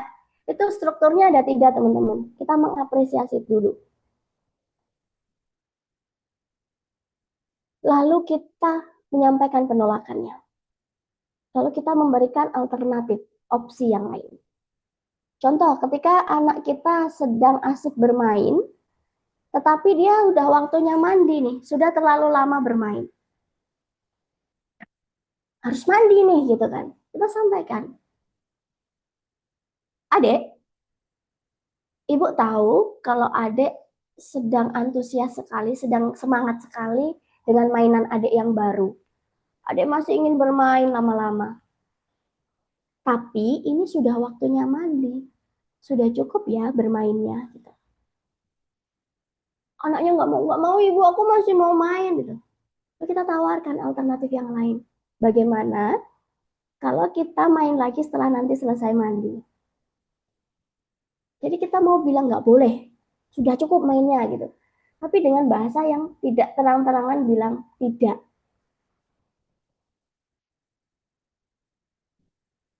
Contoh hal yang lain, misalkan suami kita izin untuk kerja di kafe misalnya ya.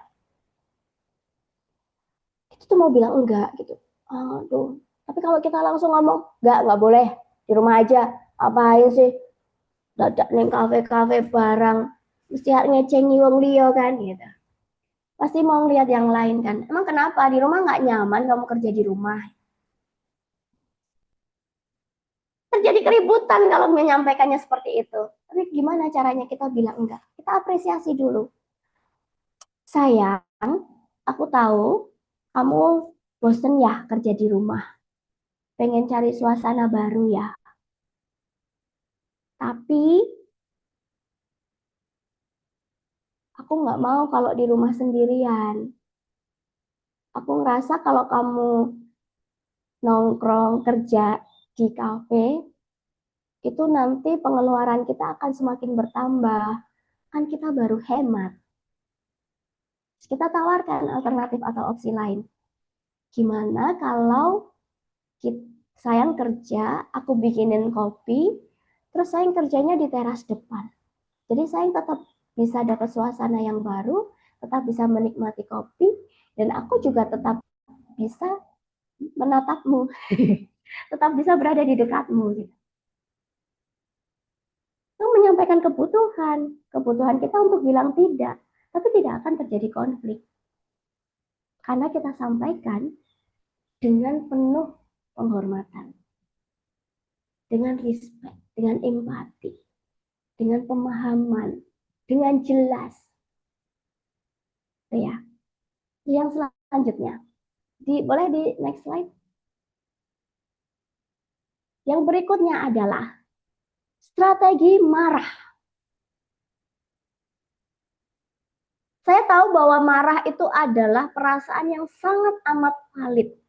Kita tidak boleh menganggap bahwa marah itu adalah sesuatu hal yang dilarang. Marah itu boleh. Marah itu boleh. Semua perasaan itu valid. Yang tidak boleh adalah bagaimana kita melakukan perilakunya. Jadi gimana strateginya kita kalau mau marah gitu kan? Anak kita yang usia remaja itu yang lagi senang-senangnya mencari jati diri, tiba-tiba pulang tengah malam. Ditelepon nggak bisa, malah sengaja diblok kan? Anak-anak zaman sekarang gitu ya, kalau nggak mau ditelepon terus tahu-tahu diblok aja gitu. Wah, kita sebagai orang tua udah naik pitam nih. Bocah, ini anak kemana? HP dimatikan, dihubungin nggak bisa, sudah larut terlalu malam. Wah, amigdala kita nih, respon bagian otak kita nih kan ada bagian yang sangat kecil namanya amigdala. Itu adalah bagian yang sangat cepat merespon rasa khawatir, rasa takut, dan rasa marah. Itulah. Nah, amigdala ini cara kerjanya itu sepersekian detik, teman-teman. Kalau kita biarkan si amigdala ini bekerja, wah bubar deh udah. Marahnya bisa meledak-ledak. Sampai rumah anaknya bisa dimaki-maki. Bahkan ekstrimnya bisa sampai dipukul-pukul gitu ya. Lalu bagaimana strateginya supaya kita itu marahnya nggak meledak-ledak? Kita taruh jeda dulu. Kita ambil jeda. Kalau 2 detik tidak bisa, ya 3 detik. Kalau ternyata sekian detik tidak bisa, ya kita coba untuk menepi dulu. Tidak semua hal harus kita respon saat itu juga. Lalu kita labeli emosi kita ini apa? Marah kita ini apa? Marah kecewa kah? Marah karena sedih kah? Marah karena dihianati kah? Atau marah karena diabaikan? Kayak tadi, ibu ngerasa nggak dihormatin. Ibu ngerasa diabaikan, kenapa kok teleponnya diblokir? Kenapa WA-nya diblokir? Ibu nggak bisa menghubungimu. Jadi kita labeli dulu. Labeli dulu perasaan yang hadir. Emosi yang hadir itu kita labeli dulu. Lalu kemudian kita kenali kebutuhannya. Aku marah untuk apa? Oh, aku marah supaya anakku tahu bahwa keluar malam, terlalu larut malam itu tidak baik. Bisa mengganggu kesehatan. Pergaulan juga belum tentu baik. Aku juga khawatir. Aku maunya kalau dia pulang malam tuh dia menghubungiku, tidak menghindar. Gitu kan. Jadi kita kenali kebutuhannya. Lalu kita gunakan ekspresi yang aman. Ekspresi aman yang seperti apa? Ekspresi yang tidak terlalu ekspresif ya, melotot, tangannya mengepal. Kamu tuh yang nggak tahu diri, atau menunjuk ya. Menunjuk itu juga, kamu tuh yang nggak tahu diri. Sebagai anak udah ibu biayain sampai tinggi, malah gak ngangkat telepon ibu, gitu kan. Akan meninggalkan luka yang sangat dalam di hati anak kita. Begitupun ketika kita berbicara dengan orang tua kita atau dengan pasangan kita, marah itu benar-benar akan meninggalkan luka. Jadi kita gunakan ekspresi yang aman. Tetap tegas, mata kita beri jiwa gitu kan. Matanya kita kasih jiwa, tapi tidak perlu melotot. Suara dengan intonasi yang tegas. Adik, Mas, Mbak, Ibu sedih sekali. Ibu sedih sekali. Kenapa kok Mas harus blokir nomor Ibu? Ibu itu khawatir loh. Sudah jam 11 malam, Mas belum pulang. Coba kalau di jalan ada apa-apa, Ibu nggak bisa langsung tahu. Gitu kan. Itu kira-kira kalau marahnya kayak gitu, serem nggak ya? Jadi gitu, ada ketegasan di situ ya teman-teman. Lalu yang selanjutnya, bagaimana kita mengelola konflik? Yang berikutnya, boleh di slide selanjutnya. Ada konflik yang karena berbeda pendapat. Jadi bagaimana cara kita menyampaikan pendapat yang berbeda? Contoh lagi, ketika ibu kita, ketika anak kita sakit ya, anak kita yang masih bayi sakit, atau anak kita yang masih kecil sakit, terus ibu kita ini punya pendapat kalau, oh anak kamu itu sedang masuk angin. Digosok itu aja dong pakai bawang merah gitu kan, biar hangat. Sedangkan kita punya pendapat yang lain. Kalau digosok bawang merah untuk anak-anak tertentu, itu bisa membuat kulit iritasi. Kalau digosok bawang merah yang diparut, itu bisa membuat anak-anak kepanasan. Karena nggak semua kulit bisa menerima itu, gitu kan. Beda pendapat nih antara ibu dengan kita sebagai orang tua untuk anak kita. Lalu bagaimana caranya kita menyampaikan pendapat itu tanpa melukai, tanpa membuat konflik? Kita ulangi dulu apa yang ibu kita sampaikan. Oh, berarti itu kalau misalkan bawang merah bisa ya Bu buat gosok-gosok minyak, buat menghangatkan badan.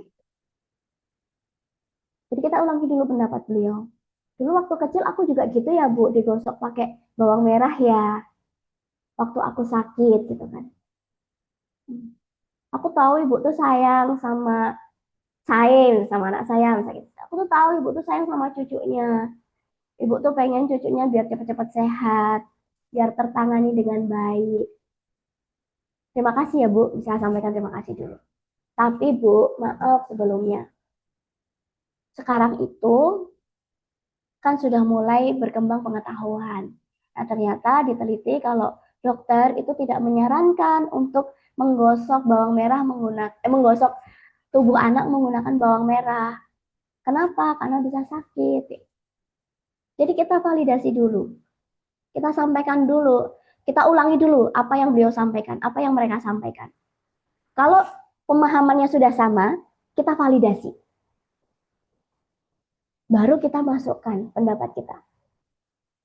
Enggak yang ujuk-ujuk langsung bilang, enggak Bu, ibu tuh nggak tahu kalau sekarang itu nggak boleh sama dokter kayak gitu. Itu bisa bikin kulit anak iritasi. Bu nggak kasihan mau sama saya. Kalau nanti saya badannya merah-merah gimana kayak gitu kan. Ibunya bisa terluka. Ibunya bisa jawab, "Sambian kowe nyatane yo ora apa-apa kok.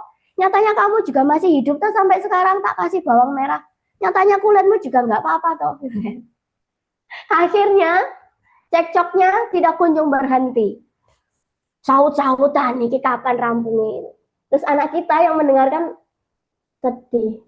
Ini ada apa? Apa yang terjadi di sini? Gitu kan. Dengan muka inosennya. Ini orang-orang tua ini pada kenapa? Badanku sakit kok malah ribut nggak udah-udah gitu.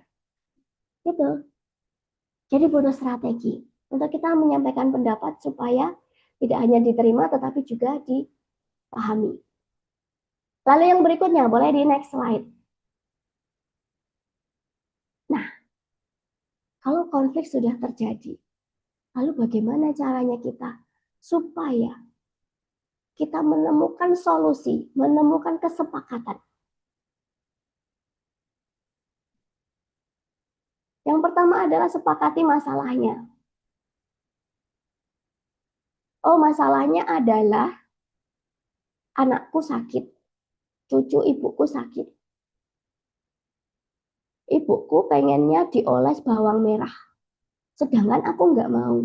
Karena itu nggak bisa, nggak boleh gitu kan. Lalu brainstorming solusi. Masalahnya sudah disepakati adalah bahwa ada masalah di bawang merah ini nih. Lalu solusinya apa ya? Kita cari solusi bersama. Kira-kira cara menghangatkan yang lain selain bawang merah apa ya? Cara yang tradisional selain bawang merah. Lalu banyak tuh opsi. Mungkin ibu sebagai orang tua dengan pengalamannya akan memberikan opsi-opsi yang tradisional. Kita yang lebih modern akan memberikan opsi-opsi yang modern. Mungkin dikasih calming cream, mungkin dikasih obat, salep, atau yang lain. Lalu kita pilih yang paling realistis.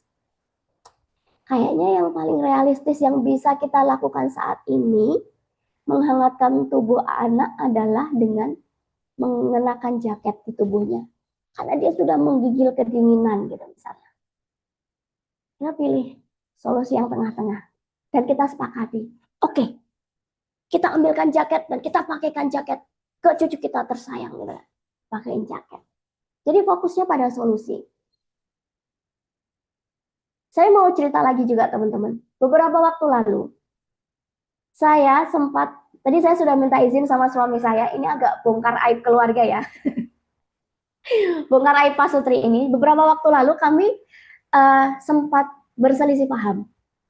Jadi saat itu, suami saya itu banyak tiduran. Istri-istri kan suka kesel ya kalau suaminya kok turu wae, tidak tidur wae gitu kan, tidak melakukan aktivitas. Sedangkan kita sebagai perempuan sudah disibukkan dengan rutinitas harian, ngomong anak, membersamai anak, membersihkan rumah. Gitu. Itu kan terjadi konflik ya, konflik batin. Aku nggak suka lihat kamu tuh tidur aja gitu. Nah, saat itu saya mengalami hal yang seperti itu teman-teman. Saya mengajak obrol suami saya. Awalnya saya sudah menerapkan gaya komunikasi asertif. Saya sudah fokus pada perasaan diri saya tanpa mengabaikan beliau. Saya bilang, sayang, aku tuh ngerasa kok akhir-akhir ini kamu tuh kok kayak ini ya, kurang bersemangat. Kayak lagi ada sesuatu gitu. Kenapa sih? Soalnya beberapa kali tuh aku ngelihat kamu tuh sering tidur. Kalau ada job masuk tuh sering dilempar ke orang lain. Padahal kan kita lagi butuh duit banyak gitu kan. Kenapa sayang? Mau nggak cerita sama aku? Sudah menawarkan. Tapi suami saya nggak apa-apa. Dia bersikap pasif. Nggak apa-apa. Nggak apa-apa, awalnya pasif. Nggak apa-apa gitu. Nggak apa-apa dengan nada yang nggak apa-apa. Yang bisa diterima. Aku dong sebagai perempuan masih penasaran. Enggak deh kayaknya. Tapi aku ngerasa kayaknya bukan nggak kenapa-kenapa. Kayaknya ada sesuatu gitu. Mau nggak cerita sama aku? Diulangin lagi tanya, mau nggak cerita sama aku? Suamiku masih yang nggak apa-apa. Nadanya naik satu level. Sampai 3 kali, sampai beliau bilang, kenapa toh? Gitu. Terus keluar dari kamar. Kenapa toh? Langsung keluar. Langsung keluar dari kamar. Saat itu ekspresi saya adalah, aku tuh peduli loh sama kamu. Aku tuh merasa kamu tuh kehilangan motivasi hidup. Gitu kan. Sedih. Lalu muncul pikiran-pikiran di dalam kepala saya ini. Suami saya tuh udah nggak nyaman apa ya cerita sama aku gitu kan. Suami aku tuh kenapa nggak nyaman apa ya cerita sama aku. Atau ada sesuatu yang membuat dia merasa bahwa dia biasa-biasa aja. Tapi enggak deh kayaknya. Jadi saya bergelut dengan pikiran saya sendiri. Gitu kan teman-teman. Terjadi konflik. Akhirnya diem-dieman. Diem-dieman itu. Selama 1 hari itu diem-dieman. Lalu beliau keluar. Konon katanya beliau mau meeting sama teman-temannya gitu kan. Beliau keluar.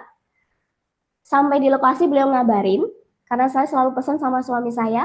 Ketika sampai lokasi saya minta dikabarin. Bukan karena saya posesif. Tapi karena supaya saya merasa tenang.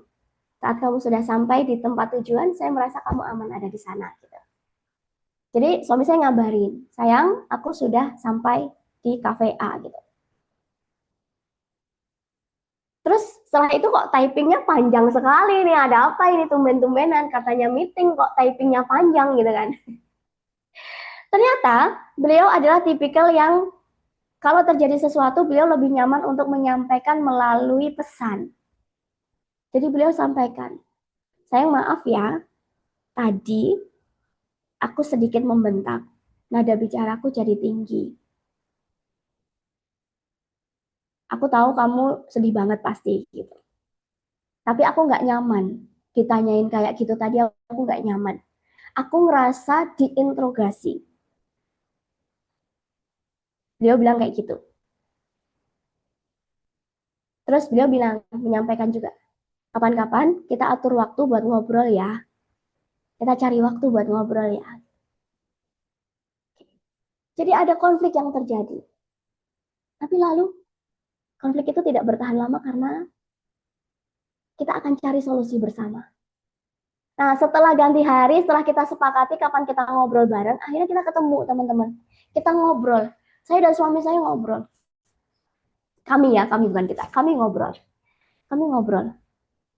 Ternyata suami saya itu bukan tidak mau mengambil pekerjaan.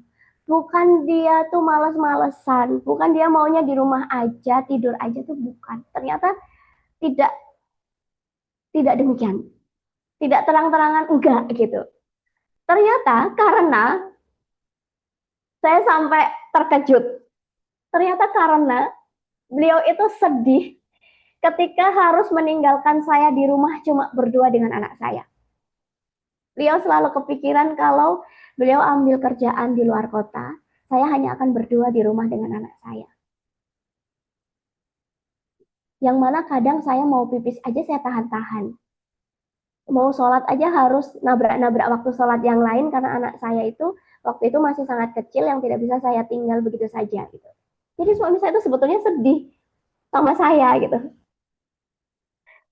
Akhirnya dia ngerasa kayak, Ya udahlah aku di rumah aja.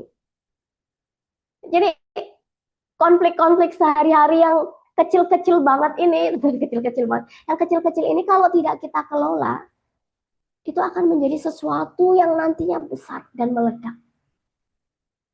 Dan teman-teman yang terakhir boleh di slide selanjutnya. Yang terakhir adalah komunikasi itu ketika kita biasakan, itu akan membentuk pola. Boleh di slide selanjutnya.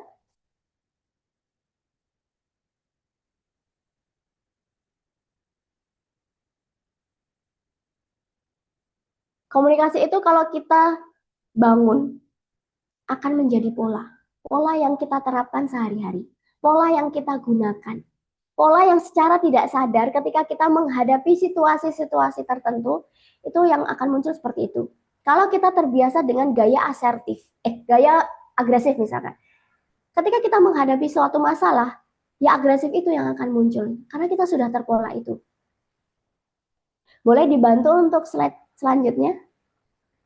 Ini kita masuk ke, sebelum itu ya teman-teman, kita masuk ke upaya memperbaiki dulu. Nah, tadi cerita saya tadi tentang konflik saya dengan suami saya, akhirnya kami ada upaya untuk memperbaiki diem-dieman itu tadi. Setelah berkonflik, menyampaikan tidak ketemu, berujung dengan diem-dieman, akhirnya kami berusaha untuk memperbaiki. Nah, bagaimana caranya memperbaiki? Pertama adalah mengakui kesalahan. Minta maaf. Maaf ya, tadi aku membentak kamu. Aku tahu kalau itu melukai hatimu. Mengakui kesalahan, minta maaf.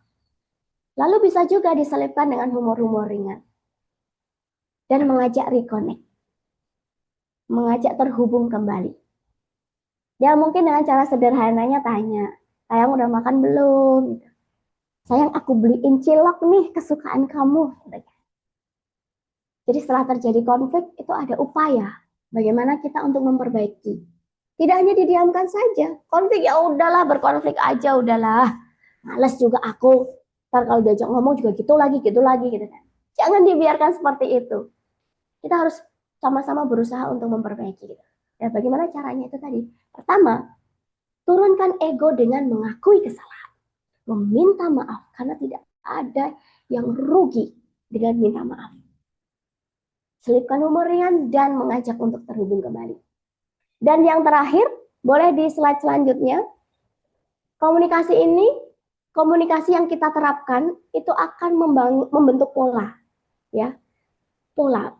Jadi kalau kita pakai gaya agresif, gaya pasif agresif, ketika kita ketemu dengan masalah-masalah, dengan konflik-konflik tertentu, itu yang akan muncul. Tetapi ketika kita sudah terbiasa melatih diri kita untuk menggunakan komunikasi asertif, maka kita juga akan terpola untuk menggunakan komunikasi itu, menggunakan gaya itu.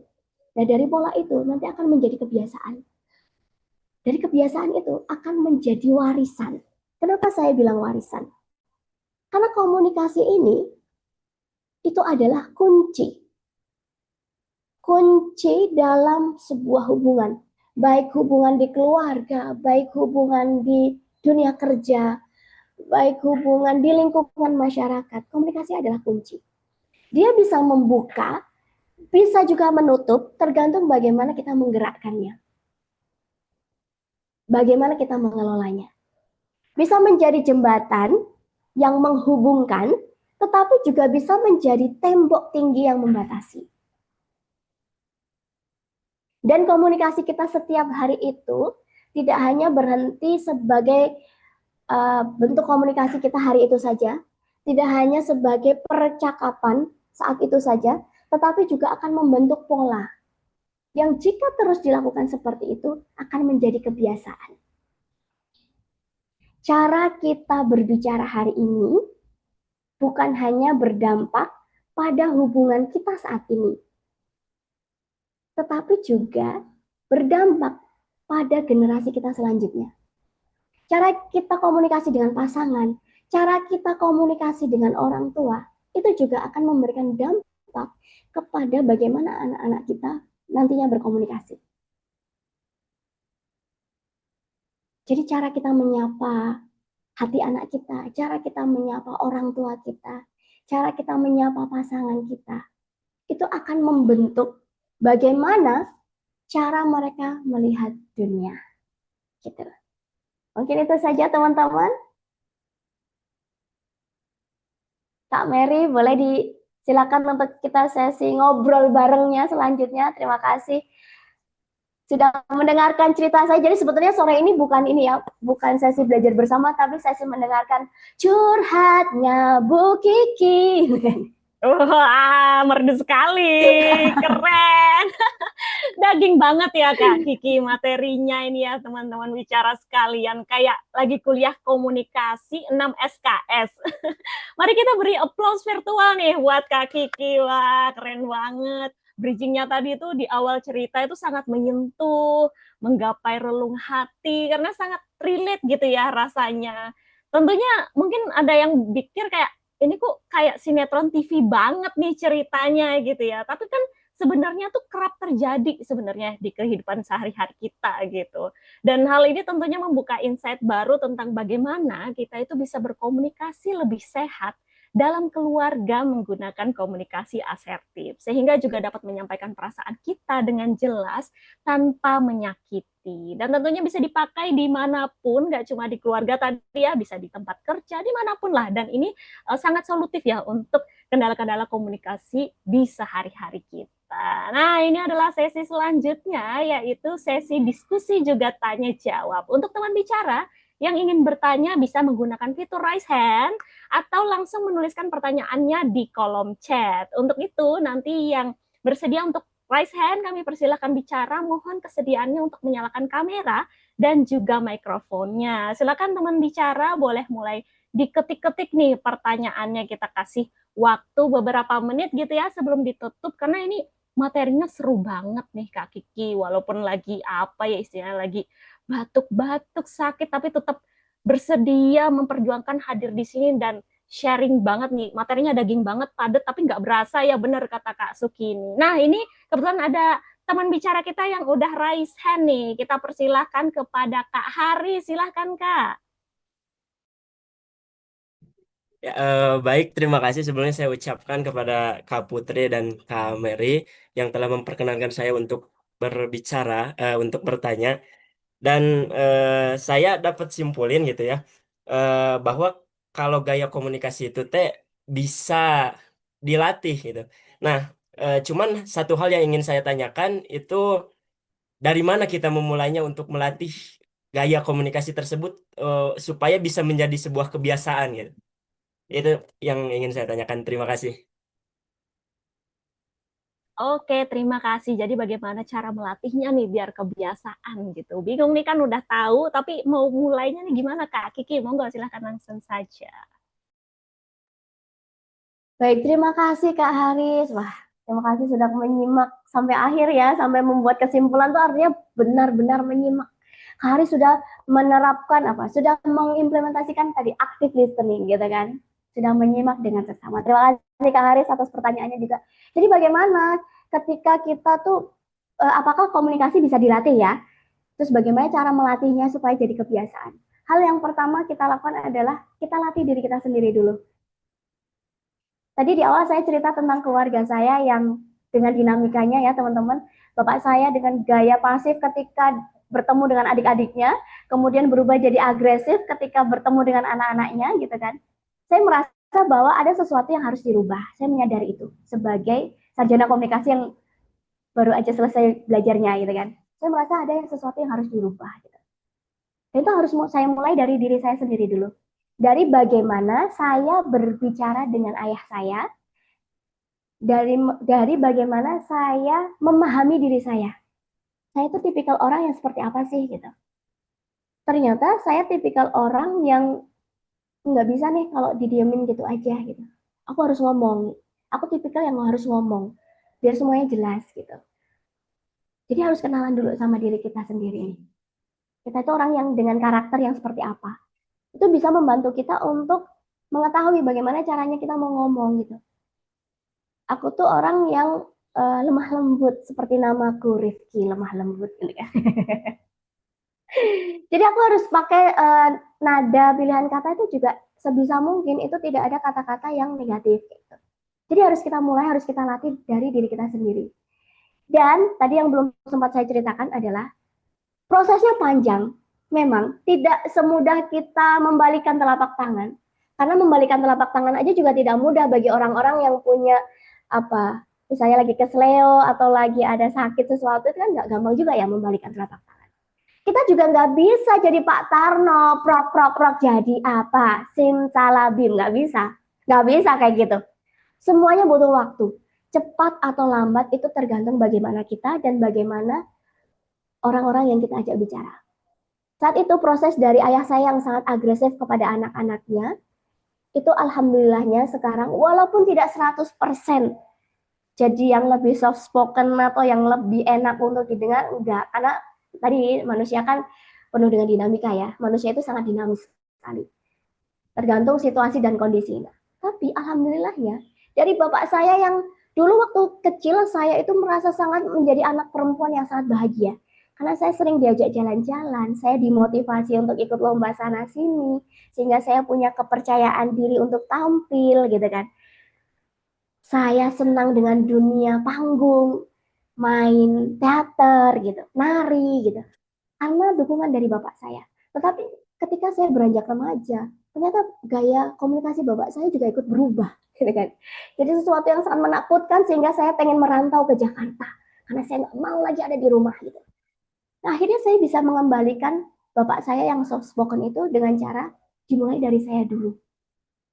Saya gunakan bahasa yang memang itu enak untuk didengar. Tadi bisa pakai cara I statement tadi. Gak gampang. Pas awal-awal itu ya rasanya kayak gitu. Menghela nafas panjang. Aku tuh udah berusaha loh ngomong baik-baik. Kenapa tuh kok gak didengerin gitu? Pasti akan ada hal-hal seperti itu. Tapi harus kita coba. Harus kita latih. Batu yang keras aja, kalau kita pipih pelan-pelan kan juga akan menjadi sesuatu hal yang indah. Contohnya patung gitu kan. Begitupun dengan kita. Gak ada orang yang selamanya itu akan punya style komunikasi yang seperti itu.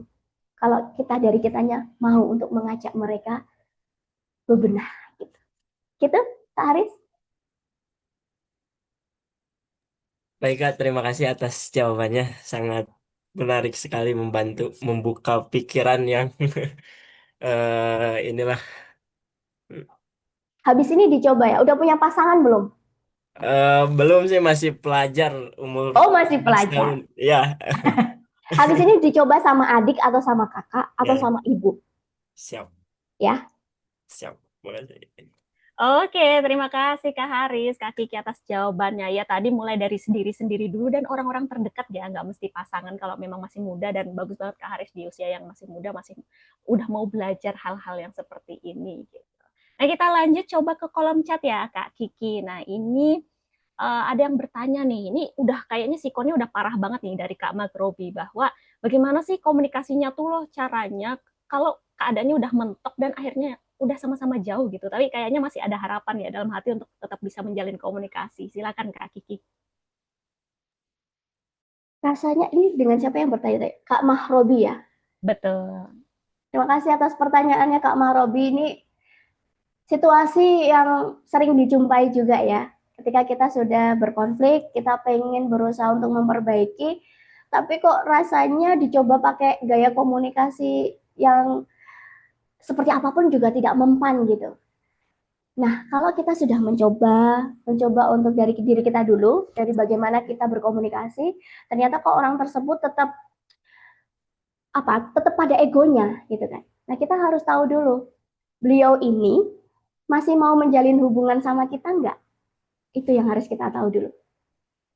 Karena gini teman-teman, karena gini Kak Mahrobi, seseorang kalau masih ingin menjalin hubungan, itu dengan cara apapun dia akan mengupayakan supaya hubungan ini tetap terjalin dengan baik. Tapi kalau dia sudah tidak mau berhubungan, ya ngapain kamu capek-capek berusaha, ya kok. Sayangi dirimu, sayangi hatimu, gitu kan. Gitu Kak Mahrobi. Jadi kalau kita sudah berusaha, sudah mengupayakan yang terbaik, saya sudah pakai cara asertif, saya pakai komunikasi efektif, saya sudah tahu orangnya karakternya seperti ini, saya sudah pilih bahasa yang seperti ini. Tapi kok mentok ya, dia nggak mau ya. Ya kita tanyakan dulu. Coba kita renungi, resapi, dia masih mau berhubungan sama kita atau enggak gitu. Karena bisa terjadi komunikasi itu ya kalau kita mau.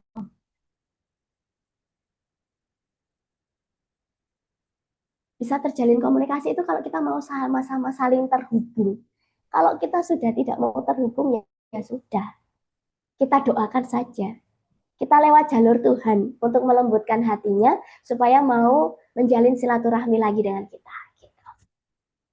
Oke, makasih banyak Kak Kiki, bener banget ya. Kalau orang udah nggak mau ya berarti ya sudah gitu ya. Tapi kita masih punya cara lain yaitu jalur Tuhan tadi, jalur doa. Kalau memang masih jodoh kita ya insya Allah ya, atau masih memang kita punya waktu untuk bersama lagi gitu, baik keluarga, saudara, teman ya, itu nanti akan dibukakan jalan untuk berkomunikasi. Gitu ya, Jadi punten, mungkin ada tambahan sedikit. Jadi penting untuk kita juga menerapkan batasan dalam diri kita ya. Sejauh mana kita sejauh mana kita memperhatikan orang lain dan sejauh mana kita tadi respect terhadap diri kita. Kita menghargai orang lain, kita juga harus menghargai diri kita sendiri gitu. Jadi kalau kita sudah melakukan segala macam cara, sudah sampai A, B, C, D, E, kita sudah segala macam cara tadi sudah kita coba, tapi mentok ya itu tadi, balik lagi. Kita tanyakan, masih mau berhubungan atau enggak? Atau mungkin misalkan dalam lingkup keluarga ya, misalkan sama bude kita nih, bude kita yang kalau lebaran nih ya, aduh kata-katanya suka bikin trauma gitu kan, ih bude mah, ih gitu kan ya kan. Kita kesel, kita tetapkan batasan, tidak apa-apa. Kita sudah ngomong, bude aku tuh sedih loh kalau bude tuh nanyain kapan nikah terus gitu. Aku tuh cari jodoh aja susah, bude malah tanya-tanya kayak gitu. Misalnya kita sudah ngomong kayak gitu, tapi bude kita tetap aja kayak gitu. Lah kayak kira gelem metu mbok kono lah kok kurang dandan, kamu tuh nggak dandan, kamu tuh nggak bersolek, nggak cantik, ya gimana laki-laki mau deket sama kamu? Wah, malah semakin banyak suara-suara yang tidak enak gitu kan. Terus bagaimana ya kita tetapkan batasan? Saya tetap menghormati bude sebagai orang tua yang memberikan harapan supaya saya segera menikah. Tetapi apa yang beliau sampaikan tidak perlu saya tanggapi. Dan kalau harus ketemu dalam satu tempat yang sama, saya harus menjaga jarak supaya tidak terjadi konflik gitu. Bener banget ya Kak Kiki. Ini hal yang sering banget kita lupa gitu ya, yaitu diri kita sendiri. Menyayangi diri kita, peduli dengan diri kita, dengan menetapkan batasan-batasan tadi gitu ya. Nah ini Kak Kiki, waktunya udah agak mepet, tapi masih ada pertanyaan. Mungkin kita apakah bisa kasih satu kesempatan lagi? Boleh satu lagi ya, tapi nanti jam 5 tepat aku mohon undur diri. Sebetulnya pengennya ngobrol kan ngintip pertanyaannya banyak banget, pengen banget ngobrol sama teman bicara semuanya. Pengen banget dengerin cerita teman-teman karena pasti seru banget nih keluarganya ya kan. Aku yakin pasti keluarga kita tuh punya cerita yang beragam dan seru-seru banget. Tapi mohon maaf sekali tadi saya izin sama anak saya cuma sampai jam 5. Jadi walaupun anak saya masih usia 16 bulan, tadi saya bilangnya ibu mau ngobrol dulu, mau ketemu sama teman-teman dulu, mau belajar dulu sama teman-teman sampai jam 5. Nanti kalau jam 5 adik bisa main lagi sama ibu. Jadi saya harus menepati janji untuk anak saya gitu ya. Oke Kak Kiki, berarti tadi satu pertanyaan terakhir ya yang akan saya pilih dari kolom komentar. Tapi kebetulan ini pertanyaannya Kak Mariam dan Kak Muhib ini kurang lebih sama ya. Bagaimana cara kita mengatasi orang yang pasif agresif gitu, biar kita tuh nggak sakit hati gitu. Terus ini orang diapain gitu ya Kak? Ya, Kak Mariam sama Kak Muhib ya. Terima kasih bagaimana menyikapi orang-orang yang pasif agresif. Diem, kalau ditanya diem, nggak mau ngomong, tapi cenderungnya sukanya nyindir gitu ya. Misalnya di rumah itu ibu-ibu itu kan kesel ya kok nggak ada yang bantuin cuci piring gitu toh. Terus dia diem. Tapi habis itu bantingi piring singin lagi diasah-asahin. Ya, cuci piring sampai brok gitu kan. Pengen semua orang memahami dia tanpa dia bicara. Itu bagaimana caranya? Bisa kita pelan-pelan tanyakan. Memang komunikasi ini erat kaitannya dengan sabar. Itu tadi kita harus punya jiwa yang tenang, rendah hati.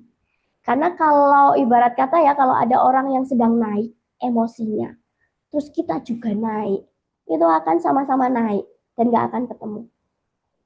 Akan naik, oyak-oyakan kan gitu. Tapi kalau oke, dia lagi marah nih, dia diajak ngomong nggak mau, ditanyain nggak mau jawab, kan? Kita bisa pakai komunikasi nonverbal, teman-teman. Misalkan kalau itu sama pasangan kita, misalkan pas dia lagi diem gitu kan, ini ibu-ibu ini suka ngambek gitu, ini suaminya deketin, misalnya pegang tangannya, dilempar, tutup pak, gitu kan. Gak apa-apa, sekali dilempar gak apa-apa, kita usap kepalanya, gitu. Lama-lama akan luluh, gitu. Itu kalau kita sama pasangannya. Kalau kita sama ibu kita misalkan, sama orang tua kita, bapak atau ibu kita, bisa kita dengan cara bikinkan minum, atau bikinkan masakan kesukaannya, atau belikan masakan kesukaannya. Atau kalau ibu-ibu, karena biasanya masalahnya itu dekat dengan rumah ya, kita bisa nyapu dulu, ngepel dulu gitu. Jadi kita lakukan hal-hal yang itu tuh tidak harus selalu dengan kata-kata. Setelah itu kan kita bisa melakukan pendekatan lagi. Kita coba untuk ngomong lagi kayak gitu. Kita dekati. Jadi kita jangan menjauh. Biasanya orang-orang yang silent treatment, apalagi kalau ini konfliknya di pasangan ya, biasanya mereka itu akan, aku tuh marah, kok kamu nggak nanyain gitu kan. Udah ditanya kok nggak mau jawab. Aku tuh maunya tuh kamu tuh deket aku terus gitu.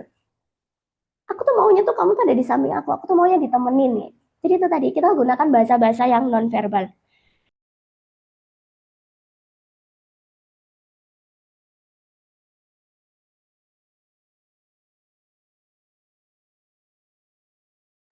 Itu sekiranya teman-teman, maaf ya, batuknya memang luar biasa. Aman Kak, silahkan minum dulu, batuk dulu biar lebih lega. Nah, ini teman-teman, alhamdulillah ya, dengan waktu yang singkat ini banyak banget nih insight-insight yang kita dapat dan tentunya relate, dan kayaknya nih kayak nggak mau berakhir gitu ya, tapi waktu tentu saja memisahkan kita, tapi tenang aja, masih banyak cara-cara lain untuk kita berkomunikasi ya, tentunya nanti di grup WhatsApp komunitas teman bicara juga ada. Nah, tentunya nggak ketinggalan, kita perlu closing statement nih, biar lebih nendang materi sore hari dari Kak Kiki. Silakan Kak untuk closing statement-nya.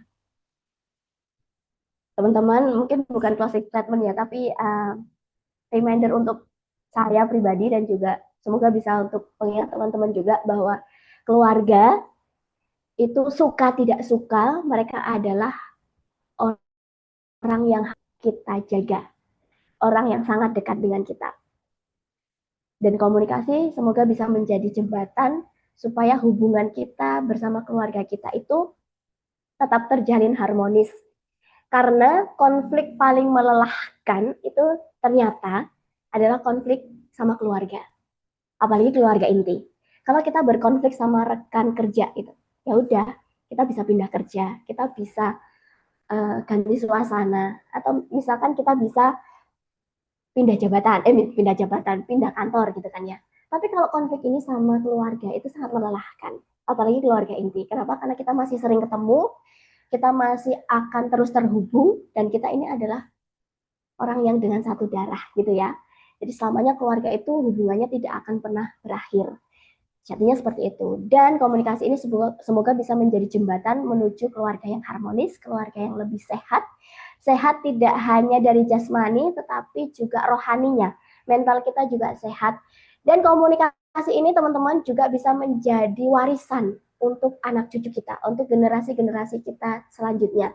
Apa yang kita sampaikan hari ini kepada anak, itu akan terekam di memori mereka dan akan membentuk gaya, pola mereka dalam berbicara, dan akan membentuk bagaimana mereka menghadapi dunia. Jadi jangan sampai kita meninggalkan trauma kepada generasi kita selanjutnya hanya karena kita tidak mengelola diri kita, tidak mengelola komunikasi kita. Begitu, Kak Mary. Oke, Terima makasih kasih. banyak Kak Kiki remindernya. Luar biasa sekali hari ini. Makasih banyak Kak Kiki atas ilmu yang sangat-sangat bermanfaat hari ini. Kami ingatkan kembali teman bicara, jangan lupa untuk mengisi form kehadiran yang sudah dibagikan di kolom chat untuk mendapatkan e-certificate yang tentunya akan dikirim kira-kira H+5 hari kerja setelah acara ini berlangsung. Nanti setelah terkirim akan diinfokan kembali melalui grup WhatsApp komunitas teman bicara oleh Kak Fani atau Kak Adrina nanti ya. Sebelum kita berpisah, yuk kita abadikan momen hari ini dengan foto bersama. Untuk teman bicara, semuanya boleh on cam ya untuk yang memungkinkan biar nih face-nya rekam-rekam yang hari ini udah join sampai dengan habis. Oke, aku izin hitung ya. Nanti dibantu capture dari teman-teman tim Sinergi Bicara. Silakan on cam dan berikan senyum terbaiknya. Aku bantu hitung. 1, 2, 3. Oke, silahkan bernapas kembali ya, yang tadi sudah menahan nafasnya. Kita coba lagi dengan pose lain, bebas gayanya. 1, 2, 3. Oke, kita coba dengan pose terakhir. Berikan pose paling kreatifnya dan senyum terbaiknya lagi. 1, 2, 3. Oke, aman ya, tim sinergi. Oke. Nah, tentunya untuk siaran ulang kelas hari ini dapat diakses pada link yang tercantum di deskripsi grup KTB. Silakan juga kolom Instagram @sinergibicara dan juga @komunitas teman bicara untuk info kelas selanjutnya. Serta jangan lupa juga follow Instagram Kak Kiki @putririfki dan juga saya, Mary, di @meriang G-nya 5 agar tali silaturahmi terus terjaga. Terima kasih sekali lagi untuk seluruh teman bicara yang sudah hadir di kelas Sinergi hari ini. Akhir kata, saya sebagai host mewakili tim Sinergi Bicara mengucapkan mohon maaf apabila selama acara berlangsung terdapat kekurangan. Saya Mary pamit undur diri. Terima kasih atas perhatian teman bicara. Sampai jumpa di kelas Sinergi berikutnya. Selamat sore dan salam hangat. Wassalamualaikum warahmatullahi wabarakatuh. Waalaikumsalam warahmatullahi wabarakatuh. Terima kasih teman-teman semua. Semoga berkenan ya. Nanti kalau ada yang masih pengen ngobrol-ngobrol lagi, boleh DM saya ya di Instagram. Terima kasih, sampai jumpa lagi. Terima kasih semuanya.